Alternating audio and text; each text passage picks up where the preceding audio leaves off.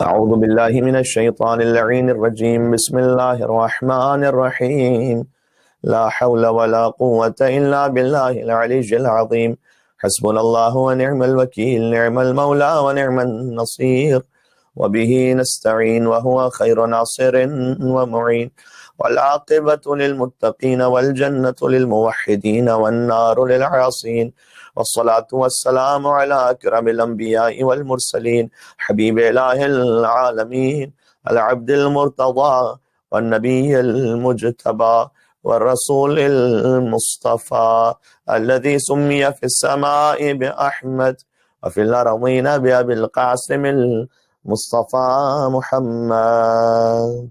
اللهم صل على محمد وآل محمد وعجل فرجه، وعلى آله الطيبين الطاهرين المعصومين المظلومين، سيما بقية الله في الأرضين وحجته على العالمين، الذين أذهب الله عنهم الرجس وطهرهم تطهيرا. اللهم صل على محمد وآل محمد وعجل فرجه. رحمة الله على محبيهم واللعنة الدائمة على أعدائهم أجمعين من الأذل إلى قيام يوم الدين. دعاء امام زمانہ عجل اللہ تعالی فرجہ الشریف. بسم اللہ الرحمن الرحیم. اللهم كن وليك الحجة ابن الحسن صلواتك عليه وعلى آبائه في هذه الساعة وفي كل ساعة وليا وحافظا وقائدا وناصرا ودليلا وعينا حتى تسكنه أرضك توعا وتمتعه فيها طويلا. صلوات بر محمد وآل محمد. اللهم صل على محمد وآل محمد.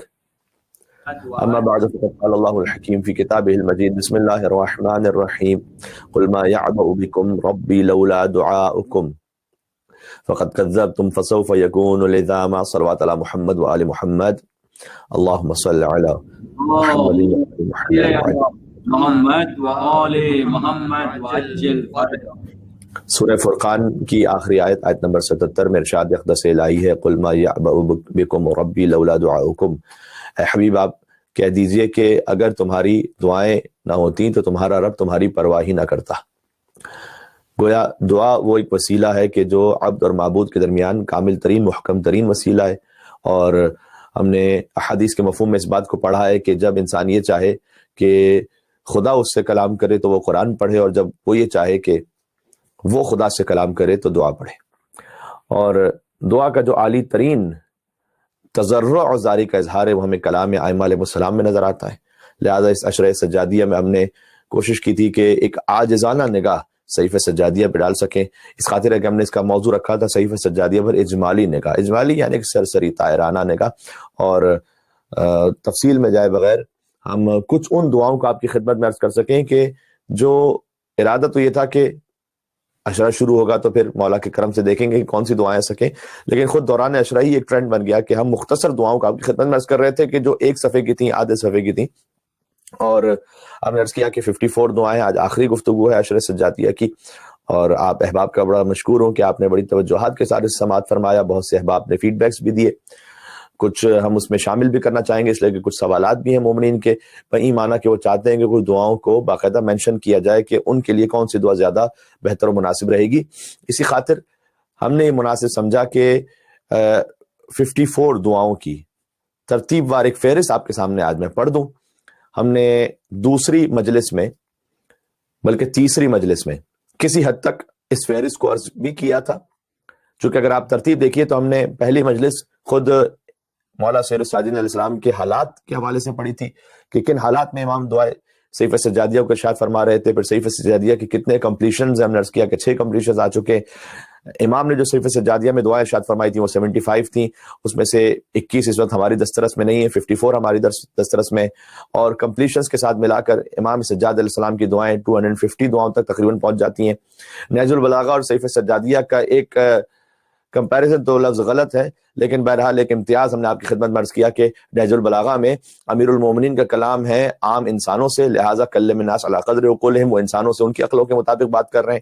صحیفہ سجادیہ میں امام زین العابدین علیہ السلام کا کلام ہے خود رب العالمین سے، لہٰذا امام علیہ السلام اپنے معراج کے مطابق رب العالمین سے گفتگو کر رہے ہیں. تو ایک خاص امتیاز صحیفہ سجادیہ کو یہ بھی حاصل ہے. اور ایک اور امتیاز وہ آج ذکر کر رہا ہوں، وہ یہ کہ صحیفہ سجادیہ معصوم کا نہج البلاغہ معصوم کا کلام ہے امیر المومنین کا، ظاہر ہے کہ اس سے مقابل کوئی اور کلام ممکن تصور نہیں ہے، لیکن بہرحال نہج البلاغہ ہے معصوم کا کلام، لیکن اسے جمع کیا ہے ایک غیر معصوم نے، سید رضی نے. آپ غور فرمائیے گا کہ امیر المومنین کا جو کلام فقط نہج البلاغہ تک تو محدود نہیں ہے، وہ تو من کلام ہی کہہ کر کئی مرتبہ مولا کا خطبہ شروع کرتے ہیں سید رضی، یعنی ان کے کلام کا ایک حصہ. لہذا ہو سکتا ہے کہ سیاق و سباق جب آپ دیکھیے تو اس میں اور مولا کا کلام آپ کو نظر آئے. لہذا نہج البلاغہ بحر علم علی کا نام نہیں ہے بلکہ کشکول سید رضی کا نام ہے. اس بحر میں سے سید رضی نے جتنا کشکول بھر لیا اس کا نام ہے نہج البلاغہ، بلاغت کا راستہ. تو نہج البلاغہ ہے معصوم کا کلام جسے جمع کیا ہے غیر معصوم نے، لیکن صحیفہ سجادیہ معصوم کا کلام ہے امام زین العابدین علیہ السلام کا کلام جسے جمع کیا ہے خود ایک اور معصوم نے، امام محمد باقر علیہ السلام. مل کے صلوات آپ دیجیے گا محمد اور آل محمد پر.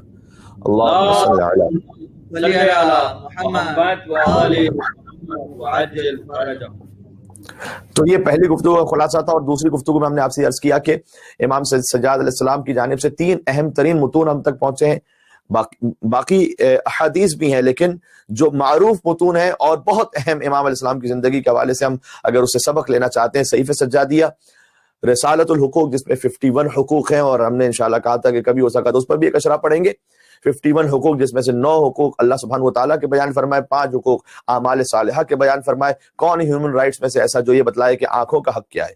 کیا کبھی کیا ماڈرن ٹریٹیز آن رائٹس میں یہ بات ہوتی ہے کہ زبان کا حق کیا ہے، کانوں کا حق کیا ہے؟ یہ فقط حجت خدا ہی بتلا سکتے تھے، کیونکہ وہ اللہ کے نمائندے اس روئے زمین پر. تو انہوں نے بتلایا کہ اللہ سبحانہ وتعالیٰ کے کیا حقوق ہیں. 5 حقوق اعمال صالحہ کے بیان فرمائے، نماز کا کیا حق ہے، روزے کا کیا حق ہے، حج کا کیا حق ہے، صدقے کا کیا حق ہے، تحفے کا کیا حق ہے. پھر خون رشتہ داروں کے حقوق بیان فرمائے، باپ کا کیا حق ہے، ماں کا کیا حق ہے، بھائی کا کیا حق ہے، اولاد کا کیا حق ہے. پھر اس کے بعد 26 حقوق وہ بیان فرمائے کہ جو معاشرے کے دیگر افراد کے تھے. مؤذن کا کیا حق ہے، امام جماعت کا کیا حق ہے، جس سے نصیحت لی جائے اس کا کیا حق ہے، جو نصیحت لے رہا ہے اس کا کیا حق ہے، جس سے مشورہ طلب کیا جائے اس کا کیا حق ہے، جو مشورہ دے رہا ہے اس کا کیا حق ہے، اگر کسی نے ہمارے حق میں کوئی برائی کی ہے تو اس کا کیا حق ہے، اگر ہمیں کسی سے حق لینا ہے تو ہمارا کیا حق ہے، اور اگر کسی اور کو ہم سے حق لینا ہے تو اس کا کیا حق ہے. یعنی ایک عظیم الشان ہمارے پاس سمجھ لیجئے کہ چارٹر آف ہیومن رائٹس اس سے بہتر ممکن نہیں تھا جو امام سجاد علیہ السلام کی جانب سے انسانیت کو ملا. 26 حقوق ان افراد کے بیان کی جو معاشرے کے دیگر اہم افراد ہیں. رعایا کا کیا حق ہے، لیڈر کا کیا حق ہے. اور مولا سید سجاد علیہ السلام کا وہ خطبہ کہ جو شام میں ارشاد فرمایا، انہوں نے مسجد اموی میں خطبہ ارشاد فرمایا کہ جس میں امام نے اپنا تعارف کروایا کہ اوتینا ستن وفضلنا بسبن، اللہ نے ہمیں 6 فضائل عطا کیے ہیں کہ جو کسی اور خاندان کو عطا نہیں کیے. 7 ہمارے خاندان میں ایسی ہستیاں رکھی ہیں کہ ان میں سے ایک بھی کسی اور کے خاندان میں موجود نہیں ہے.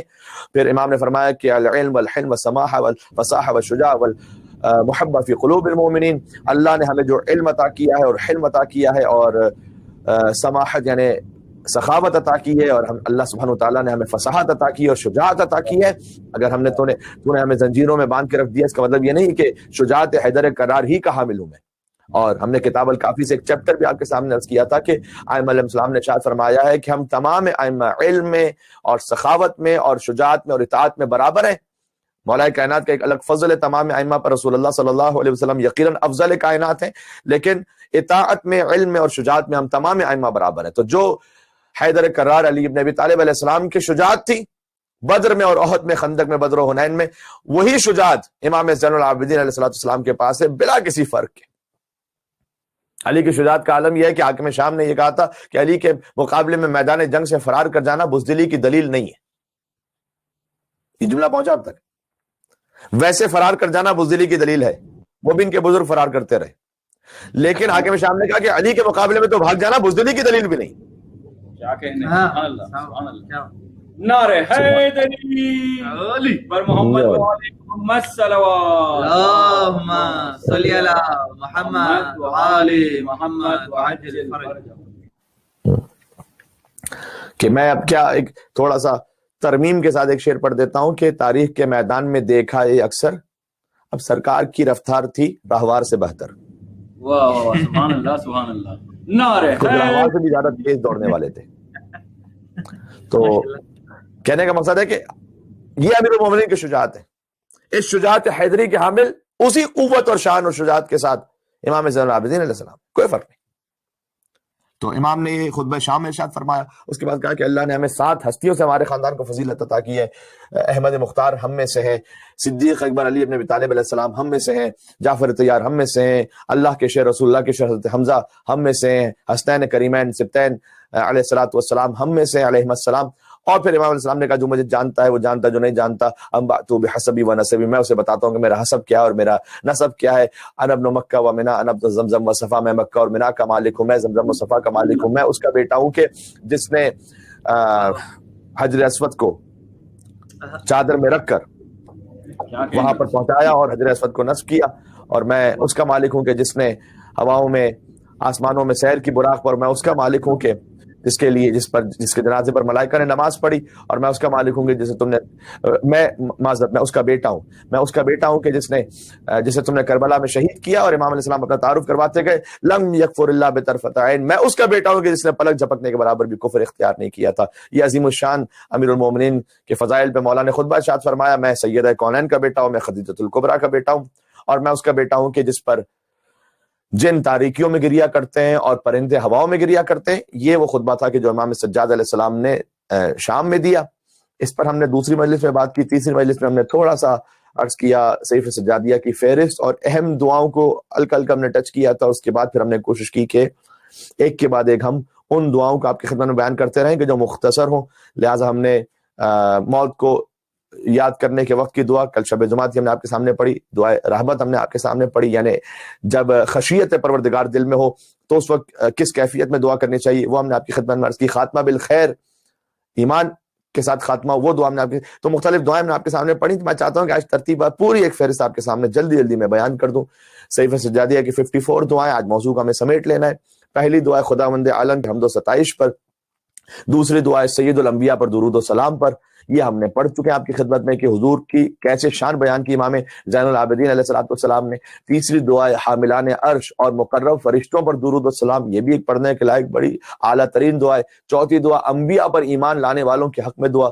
پانچویں دعا اپنے اور اپنے خاص دوستوں کے لیے امام نے دعا ارشاد فرمائی. یہ بھی ضرور پڑھیے گا انشاءاللہ، ہم امام کے خاص محبین میں، ان کے چاہنے والوں میں شمار ہوں، لہٰذا آپ اور ہمارے حق میں یہ دعا بن سکے. تو پانچویں دعا اپنے لیے اور اپنے خاص دوستوں کے حق میں امام نے ارشاد فرمائی. چھٹی دعا ہر صبح و شام پڑھی جانے والی دعا ہے. ساتویں دعا مشکلات کے وقت پڑھی جانے والی دعا ہے، مصیبتوں سے بچاؤ کے لیے اور برے اعمال اور اخلاق سے بچنے کے لیے. آٹھویں دعا ہے. نویں دعا ہے مغفرت طلب کرنے کے لیے، جب کوئی توبہ طلب کرنا چاہے تو کیسے وہ دعا کرے. 10ویں دعا خدا کی بارگاہ میں پناہ طلب کرنے کی دعا، جسے ہم اعوذ باللہ من الشیطان اللعین الرجیم کہتے ہیں کہ میں پروردگار شیطان کے شر سے پناہ چاہتا ہوں، تیری بارگاہ میں آنا چاہتا ہوں. 11ویں دعا خاتمہ بالخیر ہونے کی دعا، جسے ہم نے آپ کے سامنے پڑھا تھا. 12ویں دعا اعتراف گناہ اور طلب توبہ کے لیے دعا. 13ویں دعا یعنی 13 طلب حاجت کے لیے دعا. کوئی حاجت ہو انشاءاللہ اس دعا کو پڑھیں، امام زین العابدین علیہ السلام کے صدقے میں حاجت پوری ہوگی. پھر 14ویں دعا جب آپ پر کوئی ظلم کر رہا ہو یا کسی اور پر ظلم ہوتا ہوا دیکھیں تو اس دعا کو پڑھیں. تو ان حالات میں بھی آپ اس نیت سے دعا کو پڑھ سکتے ہیں کہ اللہ سبحانہ وتعالیٰ ظالمین کے شر سے محفوظ رکھے مومنین کو. 14ویں دعا پڑھیں. 15ویں دعا جب کسی بیماری یا کرب میں ہوتے تو مولا یہ 15ویں دعا پڑھتے تھے. 16ویں دعا جب اللہ کے حضور کوئی اپنے عیبوں سے درگزر کی التجا چاہے کہ پروردگار میرے اندر جو عیوب ہیں، ضروری نہیں کہ فقط گناہ، ہر انسان کے اندر کچھ اخلاقی برائیاں ہوتی ہیں. آیت اللہ بروجردی کے لیے کہا جاتا ہے البتہ یہ کہ بہرحال مرد تقلید لیکن پھر بھی غیر معصوم تھے. یہی تو فقیہ میں فرق ہے اور معصوم میں کہ فقیہ کتنے ہی اعلیٰ ترین مقام پہ پہنچ جائیں لیکن ان کا کوئی تقابل ہی نہیں ہے کوئی معصوم. اور یہ فرق کہنا بھی غلط بات ہے، یعنی کہ فرق کا مطلب یہ ہوتا ہے کہ جہاں پر کوئی 19-20 18-20 کا معاملہ ہو، جہاں پر ایک خطا کا میں سمجھتا ہوں کہ احتیاط سے میں لفظ استعمال کروں تو جہاں لمحہ بلمحہ کسی انسان کے لیے خطا کا امکان موجود ہو. بہرحال فقی کے لیے ہوتا ہے کہ امکان کہ وہ کبھی حدیث کو سمجھنے میں، کبھی قرآن کی آیت کو سمجھنے میں خطا کر سکتے ہیں، لیکن اللہ کے یہاں پھر بھی معذور ہیں، اس لیے کہ اس وقت رائے حل کوئی اور نہیں. جیسے ڈاکٹر خطا کر سکتا ہے، لیکن معصوم علیہ الصلوۃ والسلام وہ منصوص من اللہ ہوتے ہیں، اور ان کی زبان سے ایک ایک لفظ وہ اللہ سبحانہ وتعالیٰ کی جانب سے گویا پیغام ہے اور حجت ہے، لسان اللہ ناطق کی زبان سے. الحمدللہ حضرت مسلم ابن عقیل علیہ السلام کی زبان مطار سے ایک جملہ منقول ہے کہ کوفہ میں انہوں نے یہ کہا تھا کہ حمد اس پروردگار کی کہ جس نے محمد اور علی کو خلق محمد وعلی دلیلا لذاتی، محمد اور علی علیہ السلام کو خلق صلی اللہ علیہ وآلہ وسلم خلقی اس خاطر کیا ہے کہ وہ اپنی ذات پر ان کے ذریعے سے دلیل قائم کر سکے. یعنی کیا؟ یعنی خدا کے وجود کی سب سے بڑی دلیل ہے حضور اکرم. سبحان اللہ. خدا کے وجود کی دلیل ہے علی مرتضیٰ. سبحان اللہ سبحان اللہ. اور اللہ سبحانہ وتعالیٰ جو کہ خود روئے زمین پر نہ آسمانوں پر نظر آ سکتا ہے، لہذا وَقَامَهُمَا مَقَامًا عَلَى سَائِرِ بَرِيَّاتِ، لہذا اللہ عز و جل نے اپنے حبیب کو اور مولا علی مرتضیٰ کو قائم مقام بنایا ہے اپنا اس روئے زمین پر. مشہور واقعہ علامہ امینی نے بھی جب مولا علی کو عین اللہ کہا اور لسان اللہ کہا، اور پھر کسی اہل سنت عالم نے اعتراض کیا کہ علی کو صحابی کے حد میں رہنے دیں، آپ عین اللہ لسان اللہ میں نہ بڑھائیں، تو اس وقت انہوں نے کہا کہ اگر میں آپ کی کسی کتاب سے ثابت کر دوں کہ خلیفہ دوم نے علی ابن ابی طالب کو عین اللہ بھی کہا ہے اور لسان اللہ بھی کہا ہے تو کیا کہیں گے؟ ان کا قول ہمارے لیے حجت ہے اگر آپ وہاں ثابت کر دیں. اور پھر اس کے بعد میں نے پھر اس ریفرنسز کو میں نے خود جب تلاش کرنے کی کوشش کی تو کم سے کم میرے پاس جو نوٹڈ ہے 8 سے 10 ریفرنسز تو اہل سنت کتابوں کے ہمیں نصیب ہو گئے کہ جس میں وہ واقعہ موجود ہے کہ جو علامہ امینی نے کوٹ کیا. اور وہ واقعہ یہ کوٹ کیا کہ جب مولا علی علیہ السلام طواف کر رہے تھے اور حالت طواف میں انہوں نے کسی کو تھپڑ مار دیا، اور وہ شخص گیا مسلمانوں کی خلیفہ کے پاس شکایت کرنے کے لیے، اور وہ آئے مولا علی علیہ السلام کے پاس اور کہا کہ ابو الحسن آپ کی شکایت آئی ہے کہ آپ نے طواف کے دوران اس پر ہاتھ اٹھا دیا. اور مولا علی نے کہا کہ یہ مسلمانوں کی ناموس پر بری نگاہ رکھ رہا تھا حالت طواف میں. اب دیکھیں نگاہیں جب بدل جائیں کس کو پتا ہوتا ہے کس کی نیت کب بدل جائے؟ دل کا حال یہ اللہ جانتا ہے، 14 جانتا ہے. سبحان اللہ. ورنہ تو کوئی نہیں کہہ سکتا کسی کے لیے. اور مولا یہ کام کر سکتے تھے کہ اس وقت اس مقدس جگہ پر یہ بے حیائی تو کر رہا ہے، تو اس وقت مسلمانوں کے خلیفہ نے جواب دیا کہ لقد رآک عین اللہ ولطمک ید اللہ، میں کیا کروں کہ تجھے اللہ کی آنکھ نے دیکھا تھا، تجھے اللہ کے ہاتھ نے مارا تھا. نعرہ حیدری پر محمد وآل محمد صلوات محمد وآل محمد وعجل فرجہ. سبحان اللہ سبحان اللہ. اللہ کی آنکھ نے تجھے دیکھا، یعنی کیا امیر المومنین گویا قائم مقام واقع خلیفۃ اللہ فی الارض. حضرت آدم علیہ السلام ایک مخصوص وقت کے لیے خلیفہ تھے. امیر المومنین کی جو خلافت ہے وہ عرش سے فرش تک ہے اور قیامت تک رہنے والی ہے. اب زبان پر بار بار بہت سی روایتیں آتی ہیں لیکن روکنا پڑ رہا ہے اپنے آپ کو. حضرت داؤد علیہ السلام کے حوالے سے بھی روایت ہے کہ قیامت میں سوال ہوگا کہ ہمارے جو خلیفہ ہیں وہ بلند ہو جائیں، اور اس وقت حضرت داؤد بلند ہوں گے، کیونکہ حضرت داؤد کے لیے اللہ نے قرآن میں کہا ہے کہ ہم نے آپ کو جعلنا خلیفۃ فی الارض، ہم نے داؤد کو علیہ الصلوۃ والسلام کو خلیفہ بنایا ہے زمین پر. اور اس وقت اللہ عز و جل کی آواز آئے گی کہ نہ، آپ اس وقت ہماری مراد نہیں ہے، آپ فقط زمین پر خلیفہ ہیں. ہم اس خلیفۃ اللہ کی بات کریں جو عرش و فرش ہر جگہ ہمارے خلیفہ ہے. اور اس وقت امیر المومنین علی ابن ابی طالب علیہ السلام بلند ہوں گے. اور پھر خدا کا حکم ہوگا کہ اے علی آپ اپنے محبین کو لے کر جنت میں تشریف لے جائیے. اور جب علی جانے لگیں گے تو بہت سے ایسے ہوں گے کہ جو کسی اور کو اپنا پیر مانتے تھے وہ ان سے کہیں گے. یہ قرآن میں سورہ بقرہ میں آیت موجود ہے، استبرأ الذین اتبعوا من الذین اتبعوا وتقطعت لهم الاسباب، کہ بہت سے ایسے ہوں گے کہ جو کہیں گے کہ ہم تو دنیا میں کسی اور کو امام مانتے ہیں، تو وہ ان سے جا کے کہیں گے کہ آپ ہمیں جنت میں لے کے جائیں. وہ کہیں گے ہمیں اپنی پڑی بھی، ہم تمہیں کہاں جنت میں لے کے جائیں. تو استبرأ الذین اتبعوا من الذین اتبعوا، تو جو پیروی کرنے والے تھے وہ تبرأت، وہ براءت، اسی کو تبرہ کہتے ہیں، وہ تبرہ کریں گے ان پر جن کی پیروی کر رہے تھے.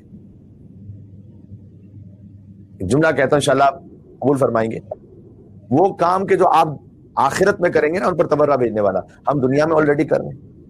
سبحان اللہ سبحان اللہ سبحان اللہ. تو آخرت کی لیٹ کرنے کی کیا ضرورت ہے؟ وہاں برات کا اظہار کرتے وہاں تو پھر پچھتانے کے علاوہ کوئی اور چارہ نہیں ہوگا. یہاں پر اپنا عقیدہ درست کریں.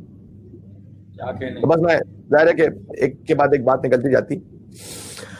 عرض کرنا چاہ رہا ہوں کہ تو ائمہ علیہ الصلوۃ والسلام ان کی زبان مطہر سے جو دعا صادر ہو رہی ہے اس سے بہتر کوئی دعا ممکن نہیں. امام زین العابدین السلام کے لیے یہ ساری بات اس لیے ہو رہی تھی کہ مولا علی علیہ السلام ہیں اس روئے زمین پر اللہ سبحانہ وتعالیٰ کے نمائندے, اور ویسے امام سید الساجدین زین العابدین علی بن حسین علیہ الصلوۃ والسلام ہے. مولا کے نام پر ایک مل کے بابا سے بلند صلوات بھیجتے ہیں محمد اور آل محمد. صلی علی محمد وآل محمد وعجل فرجهم. تو 16ویں نمبر کی دعا ہے کہ جب اللہ کے حضور کوئی اپنے عیبوں سے درگزر کے التجا کرنا چاہے تو اس سے بہتر کلام ممکن نہیں جو امام سجاد علیہ السلام نے ارشاد فرمایا. 17ویں نمبر کی دعا جب شیطان کا ذکر آتا اور مولا اس کے مکر و فریب سے بچنے کے لیے دعا کرتے تو یہ دعا پڑھتے 17ویں نمبر کی دعا. 18ویں نمبر کی دعا جب کوئی مصیبت برطرف ہوتی اور حاجت پوری ہوتی تو یہ دعا پڑھتے. بہت لطیف ہے یہ, غور کیجئے گا. یعنی جب حاجت طلب کرنا چاہیں تو صحیفہ سجادیہ کی دعا نمبر 13 پڑھیں 13. جب حاجت پوری ہو جائے اور پھر دعا کرنا چاہیں تو دعا نمبر 18 پڑھیں. کتنا مکمل ایک دستور عمل ہے. حاجت مانگنے کے لیے دعا نمبر 13 پڑھو, حاجت پوری ہو جائے دعا نمبر 18 پڑھو. جب ڈراؤٹ ہوتا اور بارشوں کے لیے دعا فرماتے تو دعا نمبر 19 پڑھتے. اور پھر 20ویں دعا جو بہت ہی مشہور دعا ہے مکارم الاخلاق, اپنے اخلاق کو اور شائستہ کردار کو اپنانے کے لیے دعا کہ یقیناً عالی ترین مطالب میں سے, اس بار افسوس کہ ہم کچھ مطالب اس کے حوالے سے پیش نہیں کر سکے, لیکن میرا جی چاہتا ہے کہ میں ایک جملہ کم سے کم ضرور کہوں, اور ایک جملے پر اگر دعا مکارم الاخلاق کی کوئی عمل کر لے تو زندگی بدل لینے کے لیے کافی. ایک جملہ کا پروردگار, امام زین العابدین السلام دعا مکارم الاخلاق میں کہتے ہیں پروردگار تو میری زندگی کو, اخلاق کے بارے میں دعا ہے نا, تو میری زندگی کو ان کاموں میں مشغول نہ کر دینا جن کا تو آخرت میں کوئی سوال نہیں پوچھنے والا. ایک جملہ. کیا اللہ سبحانہ یوٹیوب کا سوال ہونے والا آخرت میں کہ کتنا دیکھا تھا, نیٹ فلکس کتنا دیکھا تھا, فیس بک پہ کتنے تھے, انسٹا پہ کیا کرتے تھے, سوال ہونے والا ہے کیا؟ ہماری زندگیوں میں سے اکثر وقت ایسے کاموں میں لگا ہوا ہے کہ جس کا کوئی سوال ہی نہیں والا آخرت میں. یہ سوال ہونے والا ہے کہ کون سے برانڈ کے کپڑے پہنتے تھے, یہ سوال ہونے والا ہے کہ کون سے برانڈ کا موبائل رکھتے تھے. آپ حلال سے حاصل کیجئے, حلال سے استعمال کیجئے, بہت اچھی بات ہے, لیکن زندگی ایسے کاموں میں لگانا دیجئے کہ بس اول و آخر یہی ہو جائے. اول اور آخر زندگی ایسے کاموں میں گزر رہی ہے جن کا آخرت میں کوئی سوال ہی نہیں ہونے والا, بلکہ ہاں برعکس یہ سوال ضرور ہونے والا ہے کہ اتنا وقت کیوں ضائع کیا تھا, یہ مال کہاں سے آیا تھا.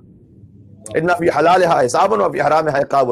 امیر المومنین کا وہ جملہ کہ جب مولا کائنات 19 رمضان المبارک کی صبح کو اپنے گھر سے باہر نکل رہے تھے اور علی کا کمر بند دروازے میں اٹکا, اور مولا نے اس کمر بند کو ٹھیک کیا اور کہا کہ یا علی اشد الحیات مکل الموت فإن الموت لاقیک, اپنی کمر کو موت کے لیے تیار کر لے, اب موت تجھ سے ملاقات کرنے والی ہے. اور پھر بی بی ام کلثوم کے ہاں تھے اس رات افطار پر, اور پھر بی بی ام کلثوم سے فرمایا کہ جو در حقیقت ہمارے نصیحت ہے کہ بیٹی یاد رکھیے گا کہ ان فی حلالھا حساب و فی حرامھا عقاب, دنیا کے حلال میں حساب دینا ہے, دنیا کے حرام میں تو عقاب ہوگا. تو حلال کا بھی حساب دینا ہے. مولا امام زین العابدین السلام فرماتے ہیں پروردگار ایسے کاموں میں نہ مشغول رکھ کہ جس کا کوئی آخرت میں کوئی پوچھنے والا کچھ نہیں. بہرحال پھر دعا مکارم الاخلاق کا بڑا خوبصورت ایک اور جملہ, پروردگار میرے یقین کو تو اعلیٰ ترین یقین بنا دے. یہ خود بڑی اہم بات ہے. جس خدا پر یقین اس کی زندگی کے بہت سے معاملات حل ہو جاتے ہیں. حدیث میں آیا کہ یقین وہ اعلیٰ ترین دولت ہے جو انسانوں میں سب سے کم تقسیم ہوئی ہے. یعنی ایمان بھی زیادہ تقسیم ہوا ہے, یقین اس سے بھی کم تقسیم ہوا ہے. بہت سے ایمان والے ہیں لیکن وہ یقین والے نہیں ہیں. تو اس یقین کی کیفیت کو لے کر آنا یہ بھی اخلاق کے لیے بڑا ضروری ہے. یقین ہو جائے انسان کو کہ جب تک خدا کا اذن نہ ہو کوئی میرا کوئی بگاڑ نہیں سکتا, اور جب تک خدا کا اذن نہ ہو میں کتنی کوشش کر لوں مجھے کچھ حاصل ہو نہیں سکتا. یہ یقین ہو جائے, یقین فرمائی زندگی سکون میں آ جاتی ہے انسان کی. پھر انسان کوشش پوری کرتا ہے لیکن ریگریٹ کوئی نہیں ہوتا اسے,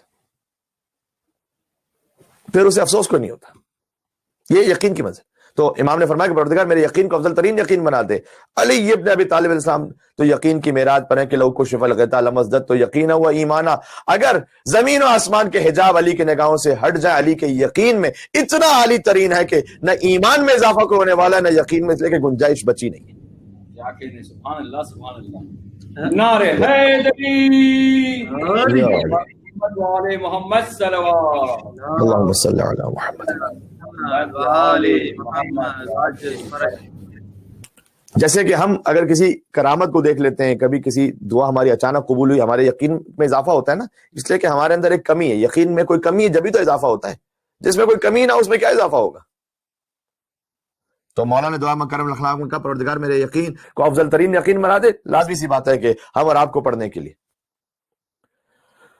بہرحال دعا نمبر 20 یہ تھی دعا مکرم الاخلاق. صحیفہ سجادیہ کی دعا نمبر 21، جب کسی بات پر غمگین ہوتے مولا تو یہ دعا پڑھتے. ہر انسان کی زندگی میں کہیں نہ کہیں غم آتا ہے، غمگین ہے، ڈپریس نہ ہو. صحیفہ سجادیہ کی دعا نمبر 21 پڑھیں، آپ کے دل کو قرار ملے گا، سکون ملے گا. اور یہ وہ باتیں ہیں کہ جن میں سے اکثریت میں تجربے کے بنیاد پر آپ کو پہنچا رہا ہوں. ایک تو امام نے کہہ دیا کافی ہے، باقی ہم کس قطار اور شمار میں ہماری کیا اوقات ہے. لیکن یہ کہ نہیں، ایک مرتبہ جب آپ خود اس پروسیس سے گزر جاتے ہیں تو آپ اور وہی، کیونکہ ہمارا یقین کم ہوتا ہے، بڑھ جاتا ہے یقین. انشاءاللہ آپ اس زندگی میں شامل کیجئے. میں تو کہتا ہوں کہ اگر صحیفہ سجادیہ سے ایک انسیت، محبت، الفت ہی پیدا ہو جائے تو اس عشرے کے لیے حاصل ہے وہ بس. پھر دعا نمبر 22، جب شدید مشکلات میں ہوتے تو یہ دعا پڑھتے. بہت بڑے کرائسس اگر آ جائے دعا نمبر 22 پڑھیں صحیفہ سجادیہ کی. دعا نمبر 23، طلب عافیت کے لیے اور عافیت پر شکر ادا کرنے کے لیے یہ دعا پڑھتے. یہ عافیت جس پر ہم نے آپ کے سامنے اس دعا کو تو پورا عرض کیا تھا اور اس کے ترجمے کو بھی کافی حد تک پیش کیا تھا. دعائے عافیت. اب بہت اہم دعا نمبر 24، والدین کے حق میں دعا فرماتے تو یہ دعا پڑھتے. بہت دل تھا کہ میں یہ دعا بھی آپ کے سامنے پوری پڑھوں، لیکن اشرا ختم ہو رہا ہے اور اب گنجائش نہیں بچی. دعا نمبر 25، اولاد کے حق میں دعا فرماتے تو یہ دعا پڑھتے. ایک محترمہ نے ہمیں ای میل کیا ہے کہ آئی تھنک دبئی سے ای میل یا واٹس ایپ انہوں نے کیا ہے کہ ان کے جب بیٹی کی ولادت ہوئی تو وہ جینیٹک کوئی ایشو تھا اور بڑا ریئر کیس ہے یہ اور بڑا سخت ہے والدین کے لیے اس کو سہنا. لیکن وہ کہہ رہی ہیں کہ الحمدللہ رب العالمین، اب یہ کہ ہم آہستہ آہستہ اس چیز کو یوں ایکسیپٹ ہم نے کیا ہے کہ اللہ کی رضا پر ہم راضی ہیں. تو مولانا صاحب کو دعا بتلائیے گا کہ کیسے یہ یقین بڑھ سکے اور اللہ کی رضا پہ راضی رہ سکے. تو میں آپ سے محترمہ گزارش کروں گا، کیونکہ انہوں نے مجھ سے کہا کہ وہ یہ مجلس دیکھ رہی ہوں گی، تو میں مجلس میں جواب دے دوں کہ دعائے مکارم الاخلاق ایک تو دعا نمبر 20 اسے پڑھیے، اور اولاد کے حق میں دعا نمبر 25 صحیفہ سجادیہ کہ انشاءاللہ پڑھیے گا. آپ کو اطمینان، سکون محسوس ہوگا. آپ اس کا ترجمہ دیکھیے گا، آپ کو اپنی اولاد کے حوالے سے ایک خاص زاویہ نگاہ سے پھر آپ اس زندگی کو دیکھیں گے انشاءاللہ. امام علیہ السلام سوچ کو بدل دیتے ہیں. وہ مقلب القلوب کے نمائندے، جو جیسے خدا مقلب القلوب والابصار ہے، ویسے امام باذن خدا مقلب القلوب والابصار ہے، تو دلوں کے حالات بدل دیتے ہیں. تو میری بہن آپ سے گزارش ہے کہ آپ اولاد کے حق میں دعا نمبر 25 پڑھیے گا. ہمسایوں اور دوستوں کو جب یاد کرتے تو دعا نمبر 26 پڑھتے. سرحدوں کی نگہبانی کرنے والوں کے لیے دعا فرماتے، سبحان اللہ، تو دعا نمبر 27 پڑھتے. ان کا بھی خاص مقام اور احترام ہے جو ہماری سرحدوں کی حفاظت کرتے ہیں. دعا نمبر 28، خدا سے فریاد کرتے تو دعا نمبر 28 میں جو دعا ہے وہ پڑھتے. دعا نمبر 29، جب رزق کی تنگی ہوتی. مجھے بتائیے کون سا ٹاپک رہ جاتا ہے؟ رزق کی تنگی ہوتی ہے. اگر آج ہو سکا تو میں تنگی رزق، چونکہ بہت ہی کامن مسئلہ ہے، اور یہ دعا تو لٹرلی آدھے صفحے کی ہے، اس سے بھی کم کی ہے. تنگی رزق کی دعا بہت مختصر سی دعا ہے. دعا نمبر 29 آپ سے گزارش ہے کہ اسے دیکھیے گا. آج اگر وقت بچ سکا تو میں کچھ جملات عرض کر دوں گا. دعا نمبر 30، قرض کی ادائیگی کے لیے. جب اللہ سے مدد طلب فرماتے، بالخصوص جن کے مارگیجز ہیں، بہت بڑے قرضے ہیں، کچھ اس پینڈیمک کی وجہ سے جنہوں نے سوچ رکھا تھا، ایک بزنس پلان بنایا ہوا تھا، قرضہ لیا ہوا تھا، آگے بزنس پلان فیل ہو گیا ہے، ایسے بھی لوگوں نے ظاہر ہے کہ مومنین بات کرتے ہیں کہ مولانا صاحب کو دعا بتائیے. تو قرض کی ادائیگی کے لیے اگر آپ دعا چاہتے ہیں، صحیفہ سجادیہ کی دعا نمبر 30. دعا نمبر 31 بہت امپورٹنٹ، دعائے توبہ. دعا نمبر 32، نماز شب کے بعد مولا یہ دعا پڑھتے تھے. دعا نمبر 32، تو جو نماز شب کے ماشاءاللہ عادی ہیں وہ کم سے کم زندگی میں ایک بار صحیفہ سجادیہ کی دعا نمبر 32 پڑھیں نماز شب کے بعد، تاکہ آپ کہہ سکیں کہ میں نے مولا سید سجاد علیہ السلام کی سنت پر کم سے کم ایک بار اس طرح سے عمل کیا تھا. دعا نمبر 33، جب استخارہ دیکھتے ہیں امام تو دعا نمبر 33 پڑھتے تھے. البتہ امام کے استخارہ اور ہمارے استخارے کو قیاس نہ کیجیے گا. لا یقاس بنا احد، ہماری تو کسی بھی چیز کو آل محمد علیہ السلام سے قیاس نہیں کیا جا سکتا. ان کا معاملہ ہی بالکل مختلف ہے. ان کے استخارے کی شان اور کیفیت بھی بالکل مختلف ہوتی تھی. وہ عالم الغیب تھے، لیکن پھر بھی استخارہ کیوں دیکھتے تھے، کس مصلحت سے، اس کی تفصیل اپنے مقام پر کبھی.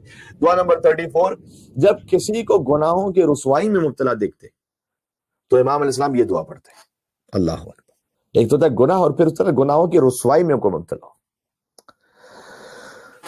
تو بہرحال یہ سخت منزل ہوتی ہے کہ اس وقت امام صحیفہ سجادیہ کی اس دعا کو پڑھتے تھے. دعا نمبر 35، جب دنیا پرستوں کو دیکھتے، ہر طرف دنیا داری، مٹیریلزم، دنیا کی حوث میں لوگ بھاگے چلے جا رہے ہیں، تو خدا کی رضا پر راضی برضا رہنے کے لیے یہ دعا پڑھتے ہیں کہ پروردگار جتنا تو نے میرے نصیب میں حلال سے لکھا ہے میں اس پر راضی رہوں گا۔ تو کبھی انسان کو شیطان بہکاتا ہے نا کہ یہ دیکھو فلاں تو چیٹ کر کے کہاں پہنچ گیا، فلاں دھوکہ دے کے کہاں پہنچ گیا، اور جناب کبھی گھر والے کہتے ہیں اور تانے دیتے ہیں۔ خدا کی رضا پر راضی رہیے جو حلال ہے اس میں سے۔ دعا نمبر 35 کو دیکھیے گا، اس پہ عجیب دعا نمبر 36، جب تھنڈر سٹارم ہوتا تو یہ دعا پڑھتے، سوچی بجلی کڑکتی تھی تو امام علیہ السلام خاص یہ دعا پڑھتے۔ پھر دعا نمبر 37، اس کی بھی تھنڈر سٹارم کی جو دعا یہ بھی بڑی لطیف ہے، بڑی اچھی، اور بڑا جب ہم نے سے پڑھا بڑا لطف آیا، لیکن آپ اب یہاں دہرانے کا موقع نہیں، آپ توفیق ہو سکے تو دیکھیے گا۔ دعا نمبر 37، شکر کی ادائیگی میں کوتاہی کا اعتراف کرتے ہوئے دعا پڑھتے ہیں کہ پروردگار کتنا بھی تیرا شکر ادا ہو جائے تو شکر ادا ہو نہیں سکتا، اس اعتراف کے لیے یہ دعا پڑھتے ہیں۔ جب حضرت موسیٰ علیہ السلام سے اللہ نے کہا کہ اے موسیٰ میرا ویسا شکر ادا کرو جیسا شکر ادا کرنے کا حق ہے، اور حضرت موسیٰ کلیم اللہ اور العظم نبی ہے، معرفت نبی ہے، کہتے ہیں پروردگار میں کیسے شکر ادا کروں ویسا کہ جیسا شکر ادا کرنے کا حق ہے، یہ تو ممکن ہی نہیں ہے۔ اللہ عز و جل کی وحی آئی کہ اے موسیٰ جب آپ نے یہ احساس کر لیا کہ آپ ویسا شکر ادا نہیں کر سکتے جو شکر ادا کرنے کا حق تھا، تو سمجھ جائیے کہ ویسا شکر ادا ہو گیا جو شکر ادا کرنے کا حق تھا۔ یہی احساس ہی اصل شکر ہے کہ پروردگار میں قاصر ہوں تیرا شکر ادا کرنے سے۔ تو جب مولا اس شکر میں کوتاہی کا اعتراف کرتے، کیونکہ بہرحال وہ واجب الوجود ہے اس کی بارگاہ میں، تو دعا نمبر 37 کو پڑھتے۔ دعا نمبر 38، بندوں کے حق میں کوتاہی کا اعتراف کرتے تو یہ دعا پڑھتے کہ بندوں کے حق میں بہرحال اس میں بھی حق ادا کرتے ہوئے اگر کوئی کمی بیشی ہو گئی ہے تو اس کے لیے دعا نمبر 39 طلب رحمت کے لیے دعا پڑھی جاتی ہے۔ دعا نمبر 40، جب کسی کی موت کی خبر سنتے یا اپنی موت کو یاد کرتے تو یہ دعا پڑھتے جسے ہم پڑھ چکے ہیں آپ کی خدمت میں شب جمعہ۔ دعا نمبر 41، عیوب کی پردہ پوشی کے لیے دعا نمبر 41 جو امام علیہ السلام نے تعلیم فرمائی۔ دعا نمبر 42، ختم قرآن کی دعا، بہت اہم، ماشاءاللہ قرآن کی تلاوت کا ذوق بڑھتا چلا جا رہا ہے مومنین میں، بہت اچھی بات ہے۔ ينبغي للمسلم ان يقرأ 50 آیہ فی کل یوم او لیلہ، حدیث میں ہے کہ ایک مسلمان کے لیے سزاوار ہے کہ دن میں روزانہ کم سے کم 50 آیتوں کو پڑھے۔ 50 آیتیں مجھے اور آپ کو روزانہ پڑھنی چاہیے، یہ ایک مسلمان کی شان کے مطابق ہے، واجب کی بات نہیں کر رہا میں کہ واجب ہے باقاعدہ، مسلمان کی شان کے مطابق ہے۔ اور جو 50 نہ پڑھ سکے تو ایک اور حدیث میں آیا کہ ہمیں احادیث سے سہارا لے کر بات کرنی چاہیے۔ دیکھیے ایک اور حدیث میں آیا کہ کم سے کم 10 آیات کو جو پڑھ لے تو اللہ اسے غافلین میں شمار نہیں کرے گا، غافلین غفلت میں پڑے ہوئے۔ 10 آیتوں کو تو کم سے کم رکھیے اپنے ٹارگٹ میں تاکہ اللہ سبحانہ وتعالیٰ غافلین میں شمار نہ کرے، یعنی یہ نہیں کہ اس کی التفات ہی نہیں اس کا خدا کی طرف، غفلت میں چلا گیا۔ تو جب قرآن ختم ہو انشاءاللہ، جب قرآن پڑھتے رہیں گے روزانہ 50 آیتیں پڑھیں گے تو انشاءاللہ بہرحال ایک وقت آئے گا قرآن ختم ہوگا، رمضان مبارک میں قرآن ختم ہوتا ہے۔ ختم قرآن کی دعا، دعا نمبر 42 صحیفہ سجادیہ کی، چاند دیکھنے کی دعا، آج شب یکم سفر چاند دیکھنے کی دعا ہے۔ 44 دعا ماہ رمضان المبارک کا جب استقبال فرماتے تو یہ دعا پڑھتے، اور 54 جب ماہ رمضان ودا ہوتا تو پھر یہ دعا پڑھتے ہیں، سبحان اللہ۔ دعا نمبر 46 جب نماز عید الفطر سے واپس آتے یعنی فارغ ہوتے تو یہ دعا پڑھتے، اور ہر جمعے کو بھی یہ دعا پڑھتے۔ آج جمعے کا دن گزرا ہے تو عید الفطر پہ بہرحال امام بھی یہ دعا پڑھتے تھے اور جمعے کے دن بھی یہ دعا پڑھتے تھے۔ پھر دعائے روز عرفہ، ایک معرکۃ العرفہ دعا ہے، دعائے عرفہ امام حسین علیہ السلام کی، ایک دعا ہے امام سید الشہادین علیہ السلام کی، دعا نمبر 47۔ دعا نمبر 48 عید الاضحیٰ کی دعا یعنی عید قربان کی، اور روز جمعہ بھی پڑھتے تھے لہذا روز جمعہ کی 2 دعائیں ہو گئی۔ دعا نمبر 48 بھی روز جمعہ کی ہے، اور دعا نمبر 46 بھی روز جمعہ کی۔ آپ سے گزارش ہے کہ کبھی نہ کبھی سے پڑھیے گا۔ اختتام کر رہا ہوں بس فہرست کو۔ دعا نمبر 49 دشمنوں کے فریب سے بچنے کے لیے دعا، دعا نمبر 50 خوف خدا کے سلسلے میں دعا، دعا نمبر 51 خدا کی بارگاہ میں گڑ گڑاتے ہوئے جب دعا فرماتے تو دعا نمبر 51 پڑھتے، دعا نمبر 52 خدا سے اصرار کے ساتھ جب کوئی شے طلب فرماتے، ایک ہوتا ہے ایک دعا مانگتے ہیں آپ حاجت کے لیے، ایک مرتبہ ہوتا ہے بہت اصرار کرتے ہیں پروردگار یہ بہت مجھے عطا فرماتے، بس اس کے بغیر یعنی گویا سکون نہیں مل رہا۔ یہ میں اپنی زبان میں کہہ رہا ہوں، امام علیہ السلام کے لیے نہیں، نعوذ باللہ من ذالک، لیکن جب طلب کے ساتھ اصرار فرماتے تو پھر دعا نمبر 52 کو پڑھتے، دعا نمبر 53 خدا کی بارگاہ میں عجز و انکساری کے اظہار پر 53 نمبر دعا پڑھتے، اور دعا نمبر 54 غموں سے نجات کے لیے آخری دعا یہ پڑھتے۔ یہ فہرست تھی جو ہم نے آپ کے سامنے صحیفہ سجادیہ کا اجمالی تعارف اس موضوع پر عرض کی۔ آخری مجلس میں فہرست اس لیے سنائیے کہ دوسری اور تیسری مجلس میں بھی فہرست کا ایک حصہ سنا چکا تھا، لیکن اب ہمیں موضوع کو چونکہ ایک طرح سے ریپ کرنا ہے، لہٰذا آخری مجلس میں گنجائش نہیں تھی کہ میں بہت ساری دعاؤں کو آپ کے سامنے پڑھتا، یا حتیٰ ایک دعا کو بھی جو طولانی ہے وہ بھی پڑھتا، ممکن نہیں تھا۔ دعائے رزق، دعائے رزق میں نے کہا سیف سجادیہ سے، وکانا من دعائی علیہ السلام اذا قطر علیہ الرزق، جب رزق کی تنگی ہو جاتی تو امام علیہ السلام یہ دعا پڑھتے جو ابھی آپ کے سامنے پڑھ رہا ہوں، اس کا ترجمہ اللہم انک ابتلینا فی ارزاقنا بسوء الظن، پروردگار تو نے ہمیں رزق کے ڈاؤٹ فل ہونے سے ایک امتحان میں مبتلا کیا ہے۔ بہت خوبصورت ہے یہ جملہ، لیکن اگر کنفرم ہوتا کہ بھائی ملنا ہی ملنا ہے تو پھر وہ امتحان نہیں ہوتا، پھر وہ اللہ پر توکل، آزمائش، حرام کی طرف نہ جانا، حلال راستے پر رہنا، یہ ساری آزمائشیں نہ ہو پاتی۔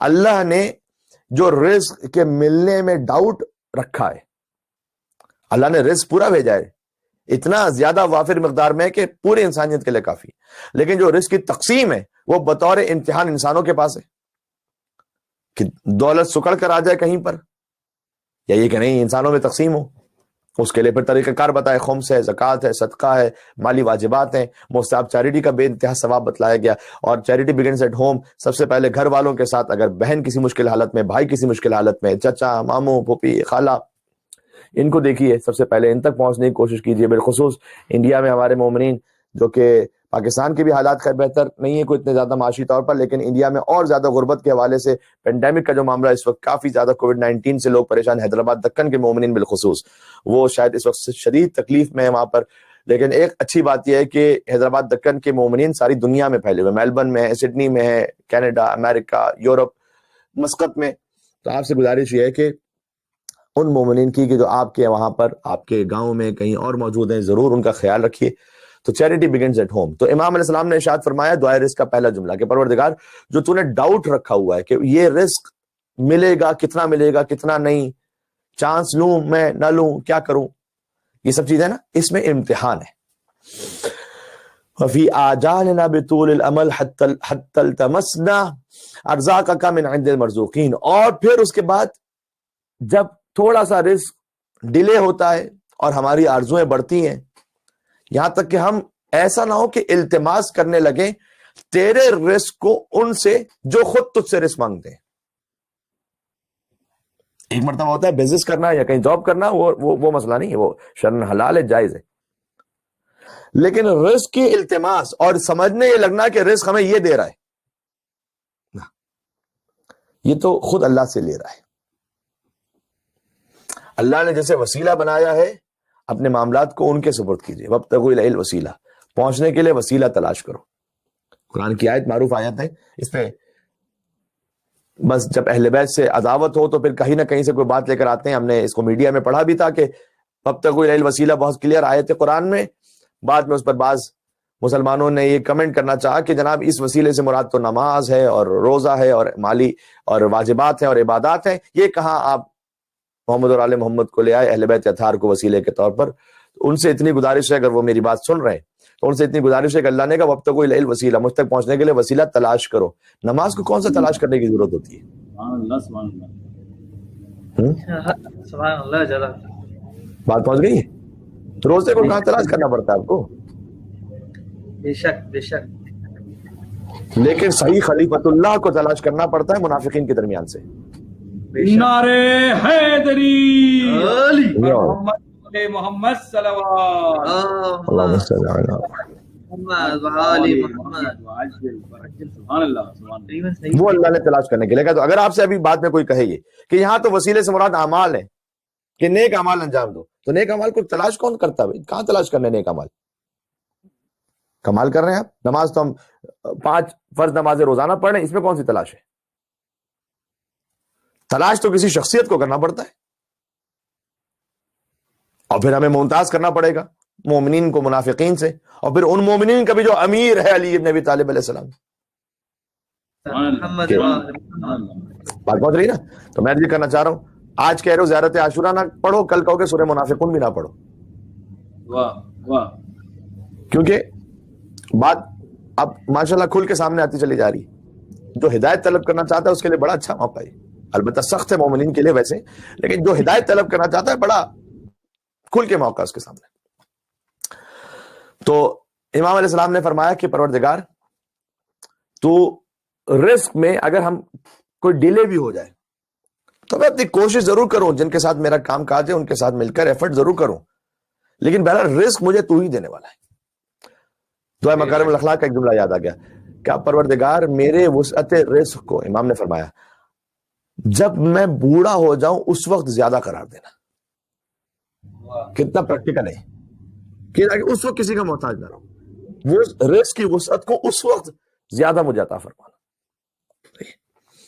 فصل دعا مکارم الاخلاق میں یہ بھی فرمایا پروردگار اس وقت تک عمر عطا فرما, طول عمر, کہ جب تک تیری اطاعت میں بسر ہو رہی. ہم ویسے معمولاً طول عمر کی دعا کرتے ہیں پروردگار طول عمر عطا فرما. طول عمر تو شیطان کے پاس بھی ہے, فقط طول عمر کام کی تھوڑی ہے. ایک اگرچہ کہ طول عمر کی دعا احادیث اور روایات میں لہذا سے مانگنا چاہیے چونکہ ائمہ علیہ السلام نے ہمیں سکھلایا, لیکن لازمی سی بات ہے کہ اس طول عمر سے مراد وہ زندگی ہے کہ جو صراط مستقیم پر اللہ کی راہ میں بسر ہو رہی. اور چونکہ امام نے, کیونکہ ایک دعا دوسری دعا کو بھی سمجھا رہی ہے نا, جیسے قرآن کی ایک آیت دوسری آیت کو سمجھا رہی, اسی دعا مکارم الاخلاق میں امام نے کہا کہ اور پروردگار اگر زندگی تیری نافرمانی کی طرف جانے لگے تو اس سے بہتر ہے کہ مجھے موت دے دے. پھر طول عمر بہتر نہیں ہے, پھر موت بہتر ہے. سبحان اللہ. بے شک بے شک. تو ایک عالم دین کا اچھا جملہ تھا, وہ کہتے تھے کہ خدا سے وقت, وہ اپنے بات سمجھانے کے لیے خدا سے, ایک ہوتا ہے طول, ٹھیک ہے, ایک ہوتا ہے عرض, ٹھیک ہے نا, ایک ہوتی ہے لینتھ, ایک ہوتی ہے ویڈتھ. طول لمبائی, عرض یعنی چوڑائی. تو کہتے تھے کہ خدا سے فقط طول عمر نہ مانگو, عرض عمر بھی مانگو. کیا کہنے, سبحان اللہ.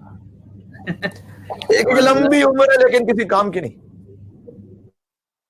اس سے بہتر مثلا کیا ہے, 70 برس کی عمر شیخ صدوق کی, کام ایسا کر کے گئے کہ جو آج تک جاری ہے. ملا جاز الفقیر اور کتاب التوحید اور اخبار الرضا, سبحان اللہ. علل الشرائع, ایک زبردست شیخ مرتضی انصاری, عمر ہے 70 80 برس 60 برس کی, کام ایسا کر کے گئے شیخ عباس قمی کے آج ہر حرم اس کے بکس کے ریکس مکمل نہیں ہوتے جب تک وہاں پر مفاتح الجنان نہ موجود. کیا کہنے, سبحان اللہ سبحان اللہ. تو فقط طول عمر نہیں, عرض عمر بھی. اچھا مولانا صاحب, ہم تو کوئی عالم ایسے نہیں کہ ہم کوئی کتاب لکھیں گے یا کوئی تقریریں کر کے جائیں. علامہ رشید ترابی صاحب علی اللہ مقام, آج تک ان کی تقریریں سجدہ ہے, یقین ہے, لوگ استفادہ کر رہے ہیں. علامہ طالب جوہری صاحب علی اللہ مقام ہو, مرحوم, ان کو کہتے ہوئے مرحوم کلیجہ دل منہ کو آتا ہے, کیا کہا جائے. ان کی محفلوں سے بہت کچھ سیکھنے کا ہمیں شرف حاصل ہوا تھا. لیکن بہرحال جب احمد مرسل نہ رہے کون رہے گا. تو علامہ طالب جوہری صاحب کے بلاؤ کعبہ, ان کی تقاریر سے لوگ استفادہ کرتے رہیں گے. تو ایسے جو افراد ہوتے ہیں, لیکن اگر کوئی فرض کیجئے کہ ایک عالم دین بئی معنی نہ ہو کہ وہ کچھ لکھ رہے ہیں یا کچھ تقاریر پڑھ رہے ہیں, تو مولانا صاحب ہماری طول عمر کے ساتھ عرض عمر کیا ہوگی؟ وہ جو لائف کی فقط کوانٹٹی نہیں کوالٹی بھی ہو. ایک سادہ سال بتا رہا ہوں, اپنی اولاد کی اچھی تربیت ایسے کر کے چلے جائیں کہ وہ موالیان محمد اور آل محمد میں سے ہو. سبحان اللہ سبحان اللہ. اس کے لیے تو باقاعدہ کوئی امامے والا ہونا ضروری نہیں نا. یہ اگر آپ نے کر لیا اور انشاءاللہ اس نے آنے والی نسل کو حیدر کا محب بنا لیا علیہ الصلوۃ والسلام, جب تک نسلوں میں محبان حیدر کرار آتے رہیں گے ثواب آپ تک پہنچتا رہے گا. سبحان اللہ سبحان اللہ. ٹھیک ہے. ادب اولادکم علی حب علی ابن ابی طالب. جابر ابن عبد الانصاری مدینہ کی گلیوں میں گھوم پھر کر کہا کرتے تھے, اے مدینہ والوں, اپنے بچوں کی تربیت کی بنیاد علی ابن ابی طالب کی محبت پر رکھو.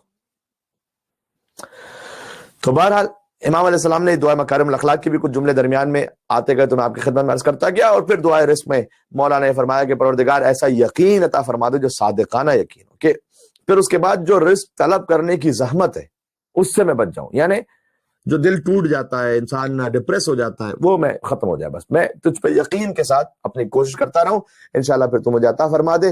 اور اس کے بعد امام علیہ السلام نے قرآن کی کچھ آیات کو بھی پڑھا کہ اللہ سبحانہ وتعالیٰ نے اپنے اوپر رزق کی تقسیم کا ذمہ لیا ہوا ہے, اور اس میں انشاءاللہ اللہ پر توکل رکھیں اور اللہ سبحانہ وتعالیٰ وسعت رزق نصیب فرمائے بے برکت صلوات بر محمد اور آل محمد. بآواز بلند انشاءاللہ اللہم صلی علی محمد وآل محمد وعجل فرجہم. سبحان اللہ. ٹائم دیکھنے کے لیے میں متوجہ ہو رہا ہوں, تو وقت تو کافی گزر چکا ہے، اور ایک واقعہ سنانا تھا، تھوڑا سا ہے بھی لیکن تفصیلی واقعہ، 10-15 منٹ لگیں گے، آپ کی اجازت ہے تو سنا دوں اگر میں۔ دیکھیں ایک کانسیپٹ تھوڑا سا کلیئر ہو جائے۔ ابھی بات ہو رہی تھی نا کہ اس واقعے کے لیے بعض مومنین نے اور اصرار بھی کیا، اور ہمارے بھی دل سے بڑا قریب ہے، کیونکہ مولا کے فضائل ہے تو مولا کے فضائل تو مومن کا دل اسی میں خوش ہو جاتا ہے، اور کیا۔ جیسے کہ ابھی فہرست آپ نے ملاحظہ کی، تو اس میں کیا ہے بھائی، مشکلات سے بچنے کے لیے دعا، غموں سے نجات کے لیے دعا، اگر کسی سختی میں آ جاتے تھے تو یہ دعا پڑھتے تھے، عیوب کی پردہ پوشی کے لیے فلاں دعا، گناہوں کی رسوائی سے بچنے کے لیے فلاں دعا۔ تو کہیں ایسا نہ ہو کہ یہ کسی کے ذہن میں خیال ہے کہ امام علیہ السلام ان موضوعات پر کیا دعا ارشاد فرما رہے ہیں، یعنی جبکہ یہ کہ مولا حلال مشکلات خود ہیں، مولا خود حجت خدا ہے، تو ان موضوعات پر دعا کا کیا مقصد ہے؟ اور پھر کہیں عصمت کے بارے میں خدا نہ خاصا کوئی ڈاؤٹ نہ آنے پائے، جبکہ اس کی میں وضاحت کر چکا ہوں وہ خشیت والی دعا میں، کہ امام کی جو خشیت پروردگار ہے وہ ان کے علم اور معرفت کا نتیجہ ہے۔ ہمارا جو خوف، اگر اللہ توفیق بھی نصیب فرما دے کہ خوف ہو جائے، تو وہ ہے ہمارے گناہوں پر اور سزا پر۔ تو بہرحال امام کے یہاں کوئی گناہ وغیرہ کا تصور نہیں ہے، اور آج کی گفتگو میں یہ جملہ بھی آیا کہ اللہ سبحانہ وتعالیٰ نے ان حجتوں کو اپنا قائم مقام رکھا ہے سورہ زمین پر، لہٰذا وہ تمام تر اختیارات جو اللہ کے پاس غنی علی الاطلاق ہونے کی وجہ سے حاصل ہیں، وہ اللہ عز و جل نے منتقل فرمائے ہیں اپنی ان حجتوں کو باذن پروردگار۔ حضرت عیسیٰ علیہ السلام بھی خلق کرتے ہیں، میں نے آیات پڑھی آپ کے سامنے کہ عیسیٰ علیہ السلام کیا نہیں خلق کرتے پرندے کو؟ کیا قرآن میں نہیں ہے؟ سورہ آل عمران میں بالکل ہے، باذن خدا خلق کرتے ہیں۔ کیا مردے کو زندہ نہیں کرتے؟ باذن خدا زندہ کرتے ہیں۔ تو ایک طرف سے ائمہ علیہ السلام کی زندگی کا وہ پہلو کہ جو ایک بشری حوالے سے تعلق رکھتا ہے، تاکہ ہمارے لیے وہ حجت بن سکے۔ اگر ایک بالکل ہی سپر نیچرل کوئی شخصیت ہو تو پھر یہ نہیں ہو سکتا کہ مثلا امام کو اگر بھوک ہی نہ لگتی ہو، امام کو اگر زخم پہ تکلیف ہی نہ ہوتی ہو، تو کوئی کہہ سکتا تھا میدان قیامت میں کہ پروردگار تو نے اسے ہمارے لیے حجت بنایا تھا جنہیں خود بھوک نہیں لگتی تھی، تو میرے لیے کیسے حجت ہوئے نا؟ ائمہ کو بھوک بھی لگے گی، پیاس بھی لگے گی، اولاد کے غم میں ان کا دل غمگین بھی ہوگا، لیکن ایک وہ جنبہ ہے کہ جہاں پر پھر مظہر صفات خداوندی ہے ائمہ علیہ السلام۔ جس میں تمار سے روایت ہے کہ کنت بین یدی امیر المومنین علی ابن ابی طالب علیہ السلام فی جامع الکوفہ، میں امیر المومنین کے پاس تھا کوفہ کی جامع مسجد میں، فی جماعت من اصحابہ، مولا علی علیہ السلام کی کچھ اصحاب کے ساتھ، وہ اصحاب الرسول، کچھ اصحاب رسول بھی ساتھ موجود تھے وہاں پر، وہو کأنہ البدر بین الکواکب، اور علی کی کیفیت ان کے درمیان ویسی تھی کہ جیسے ستاروں کے درمیان ایک روشن چاند ہوتا ہے۔ اس دخل علینا من باب المسجد رجل طویل، یہاں تک کہ مسجد کے دروازے سے ایک طویل القامت شخص آیا، داخل ہوا۔ مولا علی تشریف فرمائے، اصحاب ان کے گرد ہیں جن میں مولا علی کے اصحاب ہیں، اصحاب رسول ہیں۔ میسا میں تمام روایت کو بیان کر رہے ہیں، وہی مسجد کوفہ کہ جہاں آپ نے اعمال کیے مختلف مسلوں پہ جا کر، وہی مسجد کوفہ۔ اس میں ایک طویل القامت شخص آیا اور اس نے عبا پہنی ہوئی تھی، وقد اہتم بعمامۃ صفراء، اور زرد رنگ کا امامہ پہنا ہوا تھا۔ معمولاً زرد رنگ کا امامہ عربوں میں اس طرح سے نہیں پہنا جاتا، یا وہ سیاہ ہے یا وہ سبز ہے، سادات کے اعتبار سے وہ سبز، یا پھر یہ کہ سفید امامہ، لیکن زرد رنگ کا امامہ پہنا ہوا تھا، تو بڑا یونیک یعنی ایک مخلوق لگ رہی تھی۔ اور اس نے اپنی گردن میں 2 تلواریں بھی لٹکائی ہوئی تھی، اور بڑا ایک لہیم شہیم اس کی ایک ہیبت تھی۔ تو میسا میں تمار کہتے ہیں کہ اصحاب جو گردنیں اٹھا اٹھا کر دیکھ رہے تھے اسے کہ یہ کون آ گیا بھائی، اور چاروں طرف ایک بھیڑ جمع ہو گئی اس شخص کو دیکھنے کے لیے۔ انشاءاللہ آپ محظوظ ہوں گے، زحمت کی معافی چاہتا ہوں، آج آخری گفتگو ہے تو موضوع کو مکمل ہونا ہے۔ تو یہ تمام جو دعائیں ارشاد فرمائی، اب اسے اس کانٹیکس میں دیکھیے گا کہ وہ ہماری ہدایت اور رہنمائی کے لیے بھی ارشاد فرمائی ہیں، اپنے علم و معرفت کی وجہ سے بھی ارشاد فرمائی ہیں، لیکن ساتھ میں جو اہل بیت اطہار علیہ السلام کی شخصیت کا وہ پہلو ہے کہ بس خدا کی صفات کا اظہار باذن پروردگار علی اور اولاد علی سے ہوتا ہے، اس پر بھی ایک نگاہ رہے، تاکہ کسی بھی قسم کے عصمت کے معاملے پر یا مقام امامت پر ذرا برابر بھی شک و شبہ نہ آنے پائے کہ مولانا یہ کون سی دعاؤں کی فہرست ہے، یہ تو ایک عام انسان کے لیے ہوتی ہے۔ جی اب سنیے گا۔ اچھا، سب دیکھ رہے اس شخص کو، مولا علی علیہ السلام نے اسے نظر اٹھا کے دیکھا ہی نہیں، جیسے کہ اپنے علم لدنی سے سب جانتا ہوں کہ وہ کون ہے، کیا ہے، کیوں آیا یہ، علی کا علم۔ جب اصحاب کا کچھ شور تھما تو اس طویل القامت شخص نے بہت فصاحت و بلاغت کے ساتھ، وہ بڑا فصیح بلیغ معلوم ہوتا تھا، اس نے کہنا شروع کیا کہ ایکم المجتبی فی الشجاع والمعمم بالبراء، تم میں سے کون ہے ایسا جسے شجاعت میں اللہ نے چنا ہے اور جس کے سر پر کپڑے کا ماما نہیں ہے، والمعمم بالبراء، اس کے سر پر بزرگواری اور کرم کا ماما ہے۔ میں آیا ہوں ملنے کے لیے اس شخص سے۔ ایکم المولود فی الحرم والعالی فی الشیم، کون ہے تم میں سے ایسا جس کی ولادت حرم اللہ میں ہوئی ہے؟ نعرہ حیدری محمد صلوات اللهم صل على محمد وعلى محمد۔ والعالی فی الشیم، کون ہے ایسا تم میں جو خصلتوں میں علی ہے؟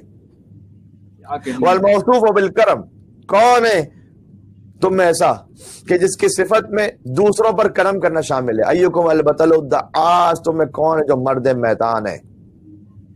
تو کیا کروں، بار بار مرد میدان کا ذکر آتا ہے، جیسے ناد علی المظہر العجائب کہہ کر رسول اللہ نے خود بلایا تھا۔ سبحان اللہ۔ والمضیق للالفاظ، تم میں سے کون ایسا کہ جو قبضہ کر لیتا ہے دشمنوں کی سانسوں پر؟ فقط علی کی شمشیر نہیں ہے، علی چاہے تو دشمن کی سانس کو روک لے، قبضہ کر لے۔ والآخذ بالقصاص، تم میں سبحان اللہ سبحان اللہ، وہ علی کے جو دشمنوں کی سانس پر قبضہ کر لے، وہ اتنا حلیم اور کریم علی ہے اور خالصتاً لوجہ اللہ ہے کہ اگر کوئی لعین علی کے چہرے پر گستاخی کرتے ہوئے لفظ نہیں کہنا چاہتا تو علی اس کے سینے سے اتر آئے۔ کیا کہنے میں، سبحان اللہ۔ جو سانسوں کو روک دینے والا علی ہے وہ بھی اس گستاخی پر سینے سے اتر آئے اور کہیں کہ مجھے اپنے غصے کی وجہ سے تجھے نہیں مارنا، مجھے فقط اللہ سبحانہ وتعالیٰ کے اذن کے لیے۔ کیا بلندی ہے۔ والآخذ بالقصاص، وہ شخص کی کہہ رہا ہے کہ تم میں سے کون ایسا جو قصاص جب لیتا ہے نا تو اللہ کی طرف سے لیتا ہے۔ یہ سنانا چاہتا ہے۔ ایکم غصن ابی طالب، مقام فضائل، بیان فضائل کے مقام پر ہے، یہاں پر ہے کہ ایکم غصن ابی طالب، اگر ابو طالب علیہ السلام کا ذکر کرنا کہیں پر بھی ذرہ برابر بھی شرمندگی لے کر آتا تو وہ شخص کیوں ذکر کرتا ہے یہاں پر؟ سبحان اللہ سبحان۔ ایکم غصن ابی طالب، کون ہے تم میں ایسا کہ جو ابو طالب کی شاخ ہے؟ سبحان اللہ۔ الرطیب بھی آگے کا، پاکیزہ ترین ابو طالب کی شاخ، سبحان اللہ۔ آئے کوئی شجرہ طیبہ کے مقابلے میں جو آئے گا وہ شجرہ خبیثہ ہوگا، بے شک بے شک۔ سبحان اللہ۔ شجرہ مبارکہ کے مقابلے میں جو آئے گا وہ شجرہ ملعونہ ہوگا، بے شک بے شک۔ سارے قرآنی اصطلاحات میں۔ وَبَطَلَهُ الْمَهِيبُ، آیت اللہ العظمہ آغا وحید خراسانی صاحب کا جو جملہ ہے کہ نور کو ظلمت سے کہاں ملاتے ہو؟ کیا کہنے میں، سبحان اللہ۔ کیا نور اور ظلمات کا بھی کبھی کوئی اتحاد ہوتا ہے؟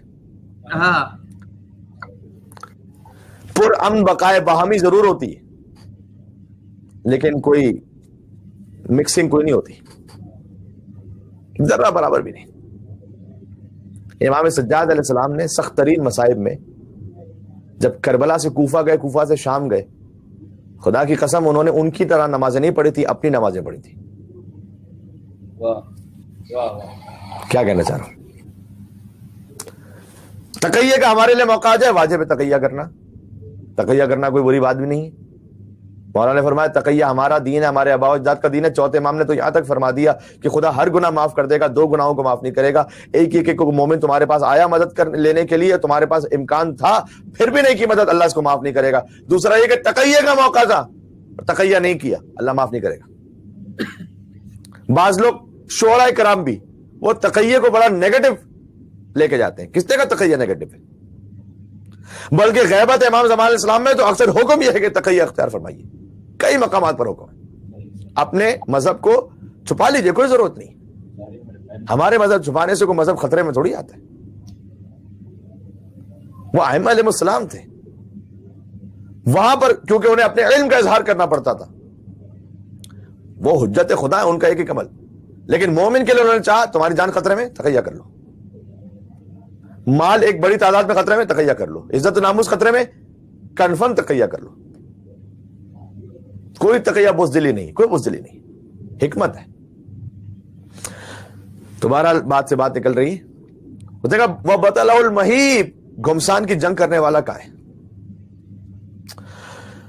बस मैं जल्दी जल्दी पढ़ता हूं। जो तुम में से पाकीज़ा तरीन नसब रखता है वो कहाँ है? अय्युकुम खलीफतु मोहम्मद सुभान अल्लाह सल्लल्लाहु अलैहि वसल्लम अल्लज़ी नसरहु फी ज़मानी, तुम में से कौन है खलीफा मोहम्मद मुस्तफ़ा सल्लल्लाहु अलैहि वसल्लम जिसने मदद की थी उनके ज़माने में। यानी कि खलीफा तो बहुत से गुजरे, मोहम्मद की मदद करने वाला कौन है? सल्लल्लाहु अलैहि वसल्लम। वअतज़्ज़ बिही सुल्तान, और जो अल्लाह की तरफ से सरकारी खत्मी मर्तबत का सुल्तान नसीर है। और कौन है कि जिसके जरिए से हुजूर के दीन को शान अल्लाह ने अता फरमाई है। अच्छा, ये सब वो कहता जा रहा है। फ़इंद ज़ालिका रफ़अ सुभान अल्लाह अमीरुल मोमिनीन रअसहु, यहां पर अमीरुल मोमिनीन ने उठाया अपने सर अक़दस को। मैंने कहा ना मौला तो नीचे देख रहे थे, देखा ही नहीं उसकी तरफ। वो मौला के फज़ाइल पढ़ते जा रहे हैं, मौला सुनते जा रहे हैं, सुनते जा रहे हैं, सुनते जा रहे हैं। फ़इंद ज़ालिका रफ़अ अमीरुल मोमिनीन रअसहु, मौला कायनात ने अपने सर अक़दस को उठाया। फ़क़ाल, और उसकी तरफ देखकर कहा सुभान अल्लाह।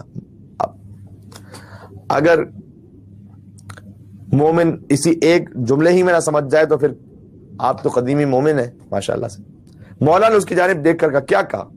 मौला ने कहा कि मा लका, क्या हुआ है तुझे? या अबा सअद बिन अल फज़ल बिन रबीअ बिन मुदरिका बिन नजीबा बिन सल्त बिन हारिस बिन वअरान बिन अशअस बिन अबी सम्अ अर्रूमी, क्या हुआ है? 9 पुश्तों को अली ने बयान किया। पहली दफा आया था अली से मिलने के लिए। ये कोई ताज्जुब की बात ही नहीं, जिसकी जुल्फ़िकार 70 नस्लों तक देख रही हो। नारे हैदरी वाले मोहम्मद सल्लल्लाहु अल्लाहुम्मा सल्ली अला मुहम्मद व अलैहि मोहम्मद व अज्जिल फरज। 70 नस्लों तक तो अली की जुल्फ़िकार चेक कर ले कि मालिक अश्तर को जब ये होने लगे कि बस एक का फर्क रह गया मुझ में और अली में, कहा तुम्हारे सामने जो आया था मार दिया था, मैंने देखा कि हमारा कोई मुहिब 70 नस्लों तक तो नहीं आने वाला। मौला ने कहा कि ए अबू साद बिन फजल बिन रबी बिन मुदरिका बिन नजीबा बिन सल बिन हारिस बिन वअरान बिन अशअस बिन अबी सम्अ अर्रूमी इसअल अम्मा शिअता, अब जो पूछना है पूछ, क्यों आया तू यहाँ पर? अना ऐबतु इल्म नबुव्वा, मैं इल्म नबुव्वत का ज़र्फ हूं। पूछो। उस शख्स ने कहा कि या अली कद बलगना अन्का अन्नका वसी रसूलुल्लाह, हम तक ये खबर पहुंची है कि आप ही रसूलुल्लाह के सच्चे वसी हैं। वह खलीफतु अला कौमिही बादहु, और आप रसूलुल्लाह के सच्चे खलीफा हैं उनके बाद उनकी कौम पर। वअन्नका मुहिल्लुल मुश्किलात, आप मुश्किलात को हल करने वाले हल्लाल मुश्किलात हैं। वअना रसूलुन इलैका मिन 60,000 रजुल, मैं 60,000 मर्दों का नुमाइंदा बनकर आपके पास आया हूं। मौला मैं आपके पास आया हूं और मैं एक मैयत को साथ लेकर आया हूं। फिर उसने मैयत की तफसील बताई कि मौला मैयत मस्जिद के दरवाजे पर है और कुछ मुद्दत से मैयत की वफात हो गई। वक़द इख्तलफू फी सबब मौती, और हमारी कौम में उसके सबब कत्ल पर एक इख्तलाफ हो गया, आपस में फितना बहुत हो गया कि इसे कत्ल किसने किया था। वो हुआ बेबाबिल मस्जिद, और वो मस्जिद के दरवाजे पर है वो मुर्दा। फ़इन अहयैतहू, अगर आपने जिंदा कर दिया उस मुर्दे को, सुभान अल्लाह, मैं ये कह रहा हूं जो इलाही सिफात की शान है अहले बैत अतार में, अगर आपने जिंदा कर दिया है अली उस मुर्दे को, अलिम नाना का साथ देखो, हमें यकीन हो जाएगा कि आप ही सच्चे नबी के सच्चे खलीफा हैं, नजीबुल असल, सुभान अल्लाह, हमें यकीन हो जाएगा आप ही नजीबुल तरफैन है। वतहक़क़ना, और मुतहक्किक हो जाएगा कि अन्ना का हुज्जतुल्लाह, आप ही हुज्जत खुदा हैं इस रूए जमीन पर और खलीफा मोहम्मद सल्लल्लाहु अलैहि वसल्लम में उनकी कौम पर। व इन लम तक़दिर अला ज़ालिक, और अगर आप मुर्दे को जिंदा ना कर सके, अगर ना कर सके, रददनाहु इला कौम में, तो फिर हम अपनी कौम की तरफ जब वापस जाएंगे ना तो अलिम अन्नका तद्दई, हम ये यकीन कर लेंगे कि जो आपने दावा किया गैर सवाब, वो दावा सही नहीं है, क्या आप मुर्दे को जिंदा नहीं कर सकते। यानी मैं कहना चाह रहा हूं खलीफा रसूल कम से कम वो तो हो जो मुर्दे को जिंदा कर सके। वो ना हो खलीफा रसूल के जो मैदान में घुमसान का रंग देखकर खुद मुर्दा हो जाए। क्या कहने, सुभान अल्लाह, सुभान अल्लाह, क्या कहने। मुर्दे को जिंदा भी अली कर दें और कोई जिंदा अली का मजाक उड़ाने के लिए ले आए सामने कि अली जनाजा पढ़ा दीजिए। वाह वाह वाह वाह, सुभान अल्लाह। अली कहे मैं तो पढ़ा दूंगा, फिर जमानत तुम्हारी है। वाह वाह। اور علی پڑھا دے تو بس پڑھا دے بھائی، اٹھو بھائی، اب وہ مذاق ختم ہو گیا، اٹھو. کہاں اٹھے گا وہ؟ جس کا جنازہ علی نے پڑھا دیا کیا وہ اٹھے گا؟ وہ کیا کہنے. سبحان اللہ سبحان اللہ. تو اس نے کہا کہ اے علی اگر آپ نے زندہ کیا تو پھر مانیں گے کہ آپ سچے خلیفہ ہیں، ورنہ تو ہم کہیں گے کہ بھائی آپ کا دعویٰ بھی دوسروں کی طرح ہی تھا. کیا شان ہے میرے مولا کی. کہا یا میسم، اے میسم ارکب بعیرک، ذرا اپنی سواری پر، اپنے اونٹ پر سوار تو ہونا. ونادے فی شوارع الکوفہ، اور کوفہ کی گلیوں میں ذرا یہ صدا دینا کہ من اراد ان ينظر الى ما اعطاه الله عليا من العلم الربانی فليخرج الى النجف. کیا کہنے. جو یہ دیکھنا چاہتا ہے کہ اب اللہ نے علی کو عطا کیا کیا ہے، وہ آ جائے نجف میں. سبحان اللہ سبحان اللہ. ہاں ہاں، نجف اور کوفہ ٹوین سٹیز ہے نا، رہتے مولا کوفہ میں تھے، مدفون نجف میں. تو آ جاؤ نجف. جو یہ دیکھنا چاہتا ہے کہ اللہ نے علی کو کیا عطا کیا. ایک ہجوم تھا جو کوفہ سے چل رہا تھا نجف کی طرف، جم غفیر. اس نجف میں جس کی سبحان اللہ، اس نجف میں جسے علی کی قبر نے اشرف بنایا. واہ واہ واہ، سبحان اللہ سبحان اللہ. علی علیہ الصلوۃ والسلام، ان کی ذریعے پر حضرت آدم بھی مدفون ہے، حضرت نوح علی نبی علیہ افضل الصلوۃ والسلام، دونوں انبیاء مدفون ہیں. لیکن شیعہ جائے کوئی نجف میں زیارت پر، کوئی سنی جائے، کوئی اور جائے، کسی سے پوچھو کہاں جا رہے ہو تو شاید ہی آپ کو کوئی یہ کہے. بہرحال انبیاء ہیں، لیکن علی تو پھر علی ہے نا، کہ میں حضرت آدم کی زیارت پہ جا رہا ہوں، میں حضرت نوح کی زیارت پہ جا رہا ہوں. سب کہتے ہیں میں علی کی زیارت پہ جا رہا ہوں. آل محمد کی قبروں کا ایڈریس یہ نہیں ہے کہ یہ فلاں کے برابر میں تو یہ اس کے برابر میں. سبحان اللہ سبحان اللہ سبحان اللہ سبحان اللہ. نعرے حیدری والے محمد صلوات. اللہم صلی علی محمد و علی محمد.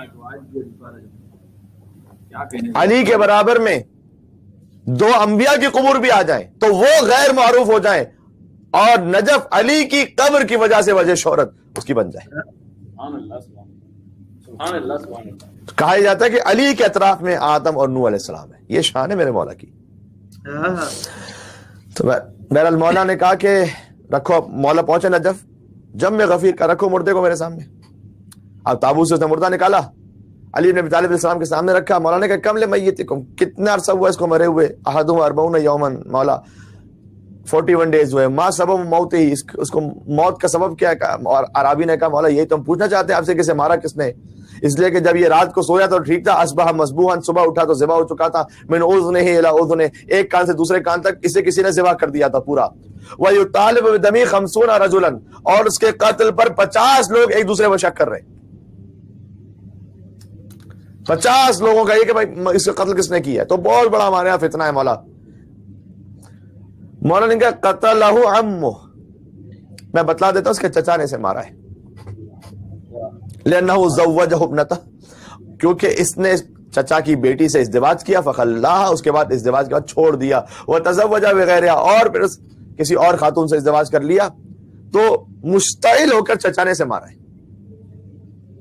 اس عربی نے کہا نا نا لسنا نقنا بقولک، نا ہم تو اس قول پہ قانے نہیں ہوں گے. فإنا نريد، ہم تو یہ ارادہ رکھتے ہیں کہ یہ خود گواہی دے، نفس عند اہل، خود یہ گواہی دے کہ اس کے چچا نے اسے مارا، تب مانیں گے، ورنہ نہیں مانیں گے. لنرتفع الفتنہ، تاکہ فتنہ تو کم سے کم دور ہو. فإذا ذلك قام الامام علی بن ابی طالب علیہ السلام. مولا کے نام پر ایک صلوات بھیجیے گا، مجھے بھی تھوڑا سہارا مل جائے گا. اللہم صلی علی محمد. فحمد اللہ، مولا بلند ہوئے، اللہ کی حمد و ثنا بیان کی، اس لیے کہ علی کے کو خدا کہنے والا نعوذ باللہ من ذالک نصیریوں کی طرح کوئی اور نہ ہو کہ جو علی کو خدا کہہ دے. اب جو کام ہونے والا تھا، پہلے خدا کی حمد و ثنا بیان کی. ایسا ایک انسان اپنی فضیلت کو بیان کر رہا ہو، کہیں پر کوئی اس کا کمال ظاہر ہو رہا ہو، وہ چاہتا ہے کہ لوگوں کی توجہ کسی اور کی طرف نہ جائے، سب مجھے ہی دیکھتے رہے. ایسا ہوتا نہیں ہوتا؟ کبھی کبھی خطیب بھی کہتے ہیں مجھے دیکھیے گا، مجھے دیکھیے گا. یعنی کیا؟ یعنی اب میں آپ کے سامنے کچھ پیش کرنا چاہ رہا ہوں، توجہ ادھر ادھر نہ رکھیں، ہے نا. مولا کائنات، آپ سب جانتے ہیں کہ ابھی مردہ زندہ ہوگا. اس واقعے پہ آپ سب جانتے ہیں. علی پر اتنا یقین تو ہم سبھی کو ہے نا. بے شک. روح اللہ مردہ زندہ کرنے حضرت عیسیٰ علیہ السلام. جو ولی اللہ ہو وہ نہیں کرے گا مردہ زندہ کیا. ولی اللہ الکامل, نبی تھے علی کو ولی کہنے والے. فقط علی ولی نہیں ہے, نبی تھے علی کو ولی کہنے والے. علی ولی بنانے والا ہے دوسروں کو. واہ واہ. حسین فقط معصوم نہیں, حسین معصوم گر ہے, سبحان اللہ. عصمت عطا کرنے والا, عصمت صغرا, محفوظ عن الخطا. علی تھے, اور کیجیے گا میں جو کہنا چاہ رہا تھا, نبی تھے علی کو ولی کہنے والے, اور ولی بن گئے یا علی کہنے والے. نعرہ حیدری یا علی. وآل محمد صلوات. اللہم صلی علی محمد. وآل محمد. اس موقع پر کہ جب تمام کوفہ کی نگاہیں لگی ہوئی ہیں کہ علی اب مردے کو زندہ کریں گے, مولا کا آپ خلوص دیکھیے گا, یہ علی نے بھی زندہ تفاخر کے لیے نہیں کیا تھا, ہدایت کے لیے کیا تھا. حدیث میں آیا ہے وَذَكَرَ النَّبِي صلی اللہ علیہ وآلہ وسلم. سبحان اللہ. اس موقع پر مولا کائنات نے پہلے خدا کی حمد و ثنا کی, اور اس کے بعد رسول اللہ صلی اللہ علیہ وسلم کو یاد کیا. ایک طرف بنی امیہ کا منشور کہ حاکم شام نے کہا تھا نعوذ باللہ, جب تک میں اذان سے اشہد ان محمد رسول اللہ نکال نہ تو چین سے نہیں بیٹھوں گا. اور یہ تو حسین کا خون آڑے آ گیا. بنی امیہ تو اپنا کام کر چکا تھا, سب قبول بھی کر چکے تھے. حسین ابن علی کا خون آڑے آ گیا. بی بی زینب سلام اللہ نے اپنے رضا کے ذریعے سے حفاظت فرما لی, ورنہ مولا علیہ السلام نے اس وقت اپنے فضائل کا اظہار کرتے رسول اللہ کو یاد کیا. کیوں اے علی آپ رسول اللہ کو اس وقت یاد, تاکہ لوگ سمجھیں کہ علی ہے کس کا وسیع. دیکھو میں بھی ہوں وسیع محمد مصطفیٰ کا, تمہیں ماننا ان کو ہے, پھر مجھے مانو گے. بہرحال پھر فصلی علیہ, اور رسول اللہ پر حضور پر مولا علی نے درود و سلام بھیج کر پھر کہا یا اہل الکوفہ. اچھا بنی اسرائیل جب آئے تھے حضرت موسیٰ کے پاس تو کہا تھا کہ ایک مردہ ہے ہمیں زندہ کرنا ہے. وہ سورہ بقرہ جس میں پورا واقعہ موجود ہے کہ اللہ نے کہا کہ ایک بقرہ لو, اسے ذبح کرو, اور اس کے بعد اس کا گوشت لگاؤ اس مردے پر تو وہ زندہ ہو جائے گا, اور تمہیں بتلائے گا کہ اسے کس نے قتل کیا ہے نا وہ بقرہ. مولا نے کہا یا اہل الکوفہ ما بقرۃ بنی اسرائیل باجل عند اللہ منی قدرہ. بنی اسرائیل کی گائے کی حیثیت مجھ سے زیادہ تو نہیں اللہ کے پاس کہ وہ تو زندہ کر دے اور میں نہ زندہ کر سکوں. سبحان اللہ سبحان اللہ سبحان اللہ. وانا اخو رسول اللہ, وہ بنی اسرائیل کی گائیں تھی, میں تو رسول اللہ کا بھائی ہوں. سبحان اللہ سبحان اللہ. وانها احیت میتا بعد 7 ایام. بنی اسرائیل کی گائے نے زندہ کیا تھا مردے کو 7 دنوں کے بعد, اور یہاں 41 دن گزر چکے ہیں. پھر اس کے بعد میرے مولا نے کہا ان بقرۃ بنی اسرائیل ضرب ببعضها المیت فعاش. بنی اسرائیل کی گائے کا گوشت اس میت پر لگایا گیا تھا تو وہ زندہ ہوا تھا. وانا اضرب هذا المیت ببعضی. سبحان اللہ. مولا نے کہا کہ میں تو فقط ایک ٹھوکر لگاؤں گا اس میت کو. سبحان اللہ سبحان اللہ. کیا کہنے, اب آپ نہ سمجھیں گے تو کون سمجھے گا اس بات کو. سبحان اللہ. لأن بعضی خیر من البقرۃ کلھا. مولا کو یہ کہنا چاہ رہے تھے کہ بنی اسرائیل کی وہ جو گائے تھی بقرہ, اس کو لگایا گیا تھا مردے کو, تب جا کر وہ مردہ زندہ ہوا تھا. مولا نے کہا کہ لیکن میرا جو باز ہے یعنی میری فقط ایک جو ٹھوکر ہے خیر من البقرۃ کلھا, وہ پورے بنی اسرائیل کے بقرہ سے افضل ہے. سبحان اللہ سبحان اللہ. فقط ایک ٹھوکر, میرا جز بھی اس بقرہ سے کل سے افضل ہے. ثم حذہ برجل, اس کے بعد اپنے قدموں سے ہلایا اسے. ہائے ہائے ہائے, سبحان اللہ. کیا شان ہے اس مردہ کی بھی کہ جسے علی اپنے قدموں سے ہلا رہا ہو. پر محمد وآل محمد صلوات. اللہم صلی علی محمد. محمد وآل محمد وعجل برکات. ہم 1.25 گھنٹہ مجھے بات کرتے ہوئے ہو گیا, اور مصائب بھی پڑھنے. لیکن ایک طرف سے تھوڑی سی ایک شرمندگی بھی ہوتی ہے کہ مومنین کو تکلیف میں ڈال دیتا ہوں, لیکن آپ بہت شکریہ آپ کا. آپ خادم امام حسین ہوتے ہوئے امام حسین کا سب سے چھوٹا ذاکر ہوں, تکلفاً نہیں, میں حقیقتاً کہہ رہا ہوں, بہت سب سے چھوٹا واقع. آپ معاف فرمائیں گے مجھے. صبح حذہ برجل, امام نے اسے اپنے قدموں سے ہلایا. سبحان اللہ. اور کہا اسے وقال لہ قم باذن اللہ, اللہ ہی کے اذن سے زندہ ہوگا. قم باذن اللہ, اللہ کے اذن سے کھڑا ہو جا. کیا کہنے. اچھا وہ آیا تھا شخص جو یہ کہنے کے لیے علی نے کتنی پشتوں تک گنوایا تھا؟ 9 پشتوں تک نا. اس کا نام مولانا نے کہا قم باذن اللہ, اللہ کے اذن سے کھڑا تو ہو جا. کون؟ یا مدرک بن حنزلہ بن غسان بن بحیر بن فہر بن سلامہ بن طیب بن الاشعث, ذرا کھڑا تو ہو جا اللہ کے اذن سے. کیا کہنے سبحان اللہ. قد احیاک اللہ تعالی علی ید علی ابن ابی طالب. سبحان اللہ, تجھے اللہ نے علی کے ہاتھوں سے زندہ کر دیا ہے. سبحان اللہ سبحان اللہ. زندہ اللہ کرے گا, ہاتھ علی ابن ابی طالب کے. کیا کہنے سبحان اللہ. یہ قائم مقام مظہر صفات خداوندی. زیارت جامع کبیرہ میں نہیں پڑھتے اہل بیت ایاب الخلق علیکم, ہمیں پلٹنا ہے آپ کی طرف. وہ حساب ہم علیکم, حساب کتاب آپ لینے والے. کسی کو اچھا لگے برا لگے, قیامت میں پلٹنا اہل بیت کی طرف ہے, علی اور اولاد علی کی طرف. حساب کتاب بھی وہ لیں گے. سبحان اللہ سبحان اللہ. برا لگے زیارت جامع کبیرہ سے نکال دیجیے اگر کسی شیعہ کو برا لگتا ہے تو. غیروں کا کیا کہوں, اپنوں کی فکر لگی ہوئی اب تو عقائد بچانے کے لیے. میسا میں تمار کہتے ہیں فنہذا غلام, غلام کرا ہو گیا. اصبح من الشمس, سورج سے زیادہ روشن تھا اس کا, نورانی تھا اس کا چہرہ. اضعافا, کئی گنا زیادہ نورانی. ومن القمر اوصافا, اور چودھری کے چاند کی طرح کوئی حسین تھا. اور وہ جوان زندہ ہو کر کہتا ہے علی کو لبیک لبیک یا حجت اللہ علی الانام. سبحان اللہ سبحان اللہ سبحان اللہ. لبیک لبیک, اے اللہ کی حجت زمین پر, جسے اللہ نے مخصوص کیا اپنے فضل و انعامات سے. مولا نے کہا اب چونکہ حجت تمام کرنا تھی, مولا نے کہا من قتل کس نے کیا ہے تجھے؟ پہلے ہی بتلا چکے تھے نا. اس نے کہا قتلنی عمی, علی آپ تو جانتے ہی ہیں میرے چچا نے مجھے مارا ہے. الحارث بن غسان, حارث بن غسان نے مجھے مارا ہے, میرا چچا ہے وہ. مولا نے کہا انطلق الی قوم, جا واپس اپنی قوم کی طرف جا اور انہیں بتا کہ تیرے چچا نے تجھے قتل کیا ہے. کیونکہ وہ یہی کہہ رہے تھے نا وہ سب. وہ کہتا ہے مولا لا حاجت لی الیہم, نہیں مولا مجھے نہیں جانا, اب نہیں جانا واپس وہاں پر. کیوں؟ اخاف ان یقتلونی مرۃ اخری, مجھے خوف ہے کہ وہ پھر سے مجھے قتل کریں گے. اور آگے سنیے گا ولا یکون عندی من یحیینی, پھر وہاں کون ہوگا جو مجھے زندہ کر سکے گا. واہ واہ واہ سبحان اللہ سبحان اللہ سبحان اللہ. پھر کوئی دوسرا علی ہے ہی نہیں. اسی لیے تو علی دوسرا بنا ہی نہیں, خدا کے پاس کوئی اور فاطمہ ہی نہیں. نعرہ حیدری یا علی محمد وعلی محمد صلوات اللہم صلی علی محمد محمد وعلی محمد وعجل فرج. اللہ اکبر. زمانہ آگ پر چلنے کا یہ اثر دیکھے, وہ جل رہا ہے جو اس پر کبھی چلا ہی نہیں. مولا کی ماتم کرتے ہوئے ماشاءاللہ جو مومنین چلتے ہیں آگ پر, جلتے ہوئے جو کبھی چلتے نہیں.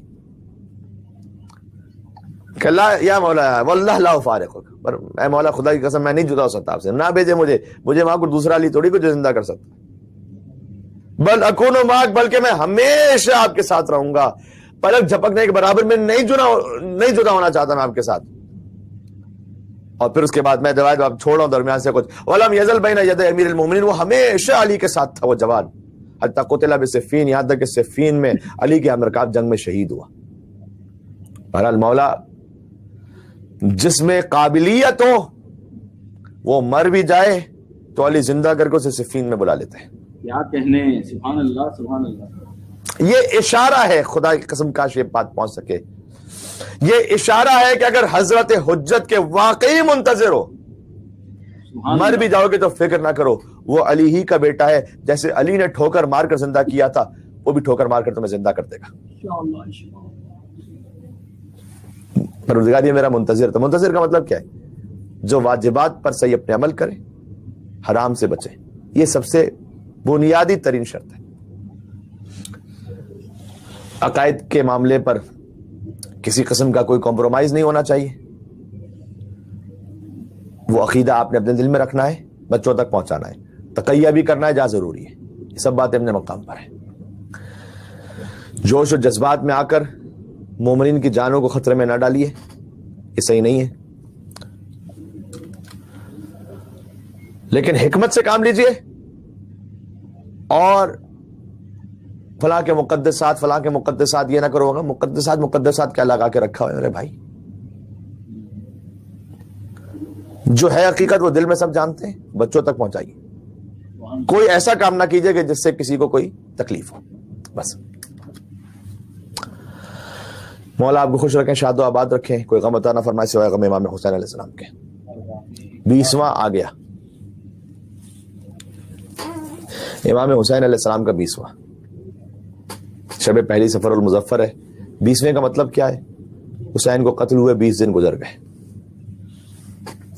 حسین کا لاشا پامال ہوئے 20 دن گزر گئے، عباس کے شانے کٹے 20 دن گزر گئے، علی اکبر کے کلیجے میں برچھی لگے 20 دن گزر گئے. سخت جملہ ایک کہتا ہوں، 20 دن ہو گئے بی بی زینب بے ردا ہے، 20 دن ہو گئے سکینہ تماچے کھا رہی ہیں، 20 دن ہو گئے، اللہ اکبر، 20 دن ہو گئے.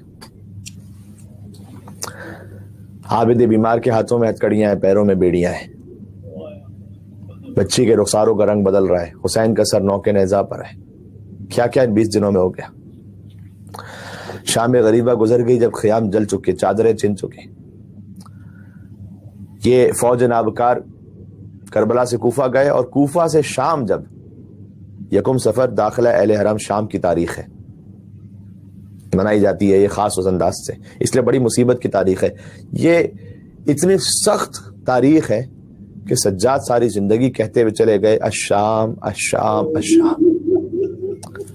کربلا کربلا کربلا نہیں کہا میرے مولا نے، کوفہ کوفہ کوفہ نہیں کہا میرے مولا نے، الشام الشام الشام.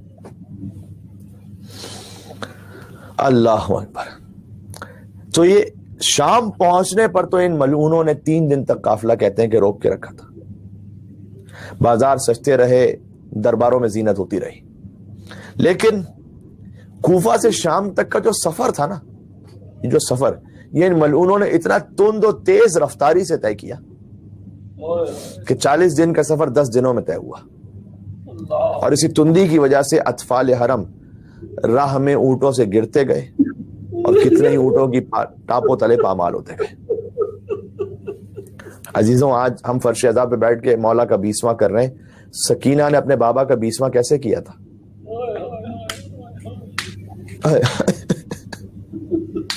سکینہ نے اپنے بابا کا 20واں ایسے کیا تھا کہ سکینہ اونٹ سے جنگل میں زمین پر گر گئی تھی.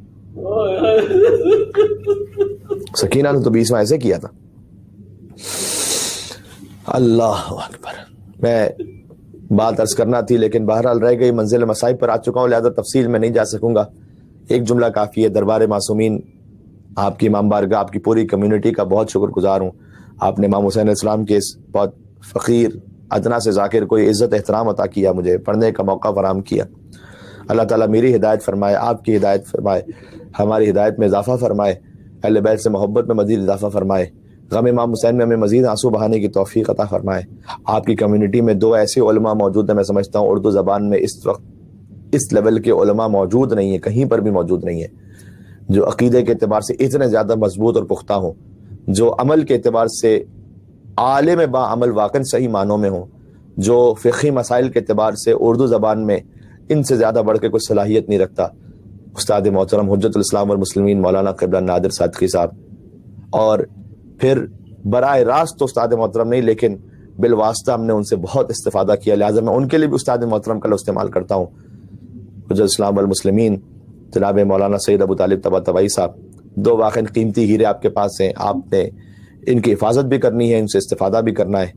ان سے میں نے ذاتی طور پر بہت استفادہ کیا ہے، بالمشافہ بھی استفادہ کیا ہے، اور آن لائن بھی بہت استفادہ کیا ہے. اللہ تعالیٰ آپ کو شاد و آباد رکھے. مجالس جاری رہیں گی آگے دربار معصومین کے پلیٹ فارم سے، اور جو وہاں مومنین دیکھ رہے ہیں انشاءاللہ جو آگے آنے والے علماء و ذاکرین ہیں وہ خطاب فرماتے رہیں گے. آج میری ڈیوٹی اپنے اختتام کو پہنچ رہی ہے، کل سے پھر نیو جرسی اور مقامات پر جو مجالس کا سلسلہ ہے وہ شروع ہو رہا ہے. بہرحال ہماری مجالس انشاءاللہ ہمارے سوشل میڈیا پلیٹ فارمز پر آتی رہیں گی. بہرحال آپ کا بڑا مشکور ہوں. اور آج جو داخلہ اہل حرم ہے، میں نے عرض کیا کہ بچے اونٹوں کی ٹاپوں تلے پامال ہوتے گئے. حسین کی بچی گر گئی جنگل میں. روایت میں ہے کہ خلی ملعون جس کے نیزے پر اس کے ہاتھ میں تھا امام حسین کا سر، وہی شقی بی بی سکینہ کی مہار شتر تھامے اونٹ کو سب سے زیادہ جلدی دوڑاتا تھا، اور سکینہ کا تمام بدن زخمی ہو گیا اونٹ سے گرتے گرتے۔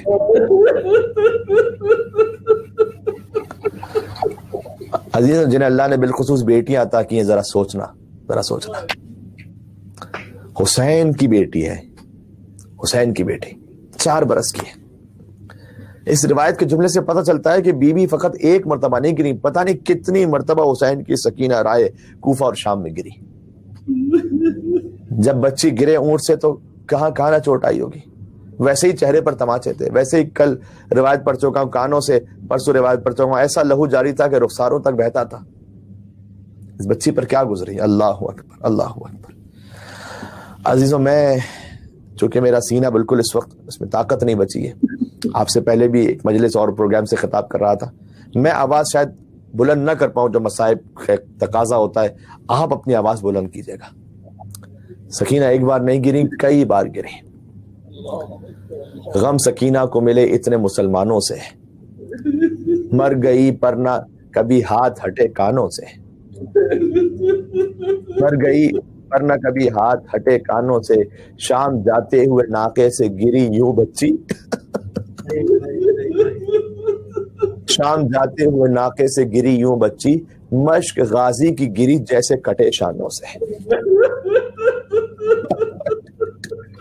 جیسے کٹے شانوں سے غازی کی مشک گری تھی، ویسے ہی ناقے سے یہ بچی گرتی گئی۔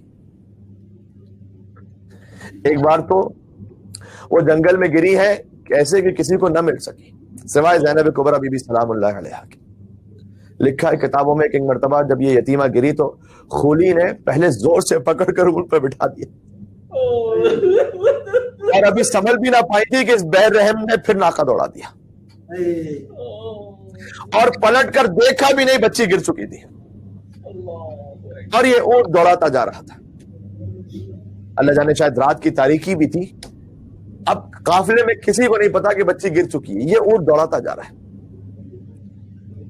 اور گر کر سکینہ کہیں بے ہوش ہو چکی تھی۔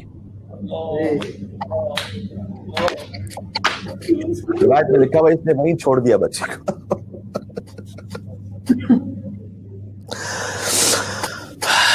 اللہ اکبر۔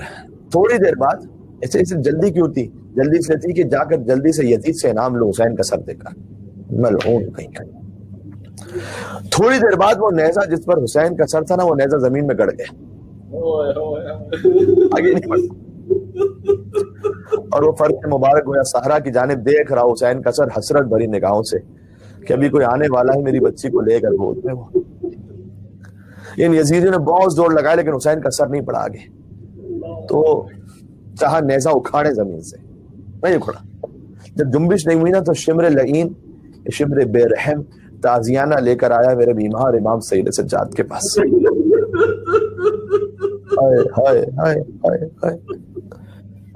ہمیں معلوم ہے کہ مولا سید سجاد شب عاشور مریض تھے، بیمار رہے تھے، اور پھر بعد میں سفر کوفہ اور شام میں بہرحال جو علالت تھی وہ ختم ہوئی، اس لیے وہ امتحان تھا مولا کا، پروردگار کی جانب سے مصلحت تھی۔ لیکن یہ اعتراض نہ کیا کیجیے، لوگ آ کے کہتے ہیں بھائی مولانا نے بیمار کربلا کیوں پڑھ دیا؟ ہم سے تو نہیں کہا کسی نے، لیکن بیمار کربلا نہ کہے سید سجاد کو تو کیا کہیں؟ وہ غم سجاد کے دل میں ہمیشہ رہا کہ میں بابا میرے سامنے مار دیا۔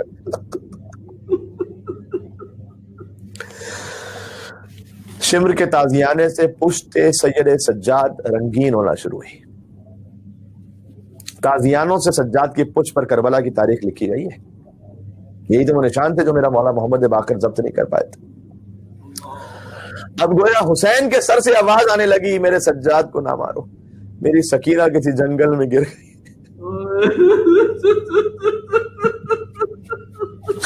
میری سکینہ کسی جنگل میں۔ یہ سنتے ہی بی بی زینب سلام اللہ نے آہ بھری، اپنے آپ کو اونٹ سے زمین پر گرا دیا۔ بی بی کیسے پہنچی سکینہ تھا خدا ہی جانتا ہے، کبھی گھٹنیوں کے بل چل کر، کبھی گریں کبھی اٹھیں، معظمہ خاتون کی۔ اب جملہ کہوں گویا زینب سکینہ سلام اللہ علیہا، بی بی زینب سلام اللہ علیہا سکینہ کے پاس ایسے پہنچی جیسے حسین اکبر کے لاشے پر پہنچے تھے۔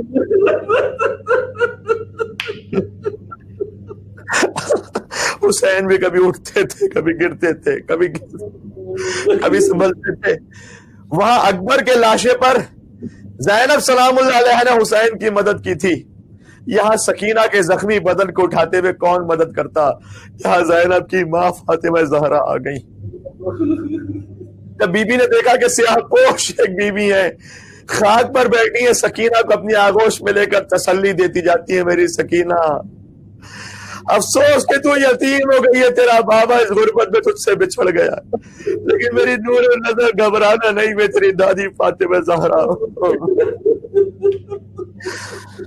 بی بی زینب سلام اللہ علیہ نے گویا فریاد کی، اماں اب آئیے آپ. اماں جب آپ دربار میں گئی تھی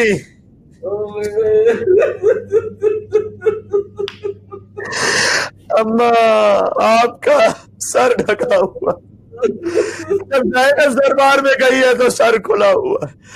اماں آپ بھی دربار میں گئی تھی حق لینے کے لیے، جب آپ دربار میں گئی ہے تو ہاتھ کھلے ہوئے تھے، جب آپ کی بیٹی دربار میں گئی ہے تو زینب کے ہاتھ بندھے ہوئے تھے.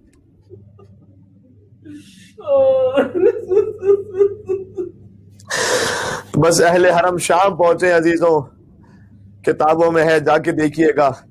شام پہ بی بی کو باہر ٹھہرا دیا گیا. اگلے دن حکم ہوا باب الساعات سے زینب کو لے آؤ.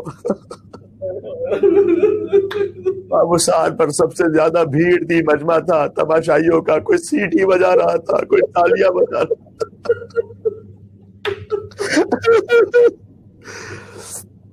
بی بی زینب سلام اللہ علیہ نے حجت تمام کی. شمر لعین سے کہا دیکھ شمر تو ہمیں لے کے جانا چاہتا نا دربار میں، باب الساعات سے نہ لے کے جا، کسی اور دروازے سے لے کے جا. کہا نہیں زینب، اللہ اکبر، اس ملعون کی زبان پر میری بیوی کا نام. میں نے مولانا صادق حسن صاحب کی زبانی یہ جملہ بھی سنا ہے کہ گویا اس ملعون نے یہ کہا کہ کیا اب تک اپنے آپ کو شہزادی سمجھ کر رکھا ہوا ہے کوفہ کی؟ جو میں نے کتابوں میں پڑھا ہے وہ اس کیفیت میں کہ یہ ملعون یہ کہتا ہے کہ نہیں یزید کا حکم ہے باب الساعات سے ہی لے جائیں گے. بی بی نے کہا اچھا کہ باب الساعات سے لے جانا ہے، یہاں مجمع بہت ہے، چادریں دے دے کم سے کم ہمیں کچھ. نہیں یزید کا حکم ہے، چادریں نہیں دی جا سکتی. یقین جانو یہ جملہ اگر نہ دیکھا ہوتا تو نہ پڑھتا. کہ پھر اے شمر یہ کر کہ ہمارے ہاتھوں کو کھول دے رسیوں، ہم اپنے ہاتھوں سے اپنے چہرے کو چھپا لیں.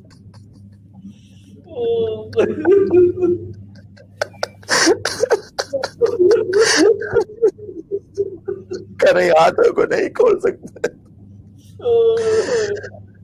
بچے ہاتھوں کے ساتھ علی کی بیٹی شام میں داخل ہوئی. عزیزوں پہلی سفر آ گئی، الوداع ماہ محرم، الوداع.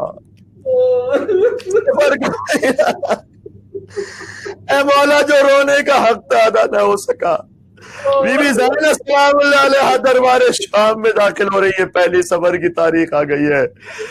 عزیزوں یہ عاشور کے دن سے کم نہیں ہے، بلکہ عاشور کے دن سے زیادہ سخت وقت تھا. یہاں پر حسین کا جہاد خاندانی روایات کے مطابق تھا، لیکن بی بی زینب کا جہاد، جن کی ماں کا جنازہ رات کی تاریکی میں اٹھا تھا، زینب بے مقنا و چادر شرابیوں کے مجمع میں تھی.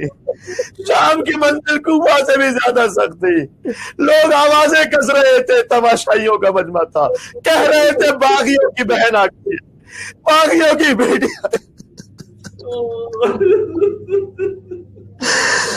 عزیزوں لیکن اس موقع پر کیسے ہوتا کہ علی جو مشکل کشائے کائنات اپنی بیٹی کے لیے نہ آتے.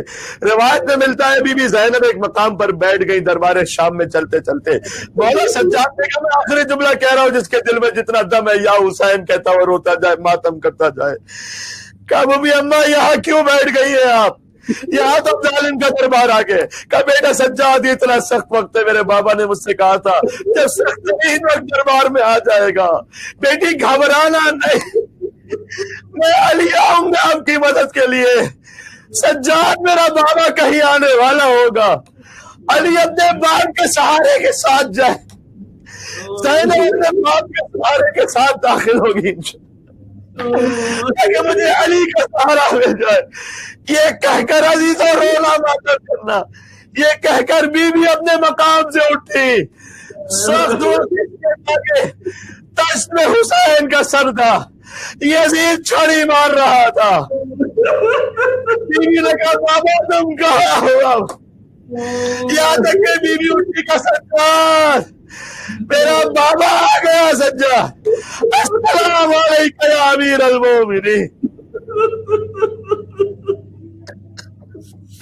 السلام علیکم قائد الغر المحجلین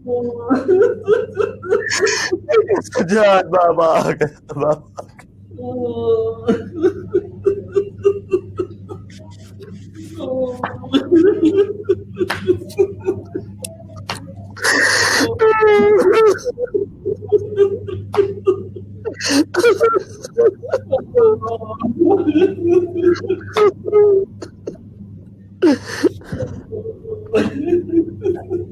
کوئی پڑھتے پڑھتے غشق آ جائے سنتے سنتے غشق آ جائے تو کم ہے علی کی بیٹی زینب حسین کی خار زینب مجمع اغیار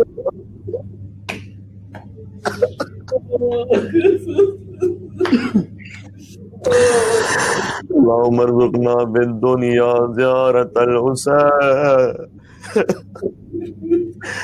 عزیزوں اب چہلم قریب آ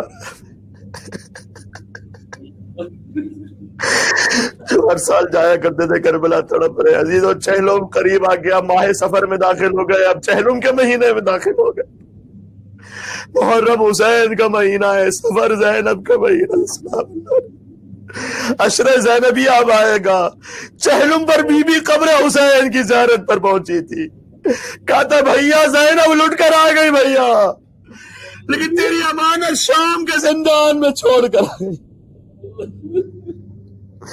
ابھی 13 سفر کی تاریخ آئے گی بابا کو رونے والی بچی زندان شام میں مر جائے گی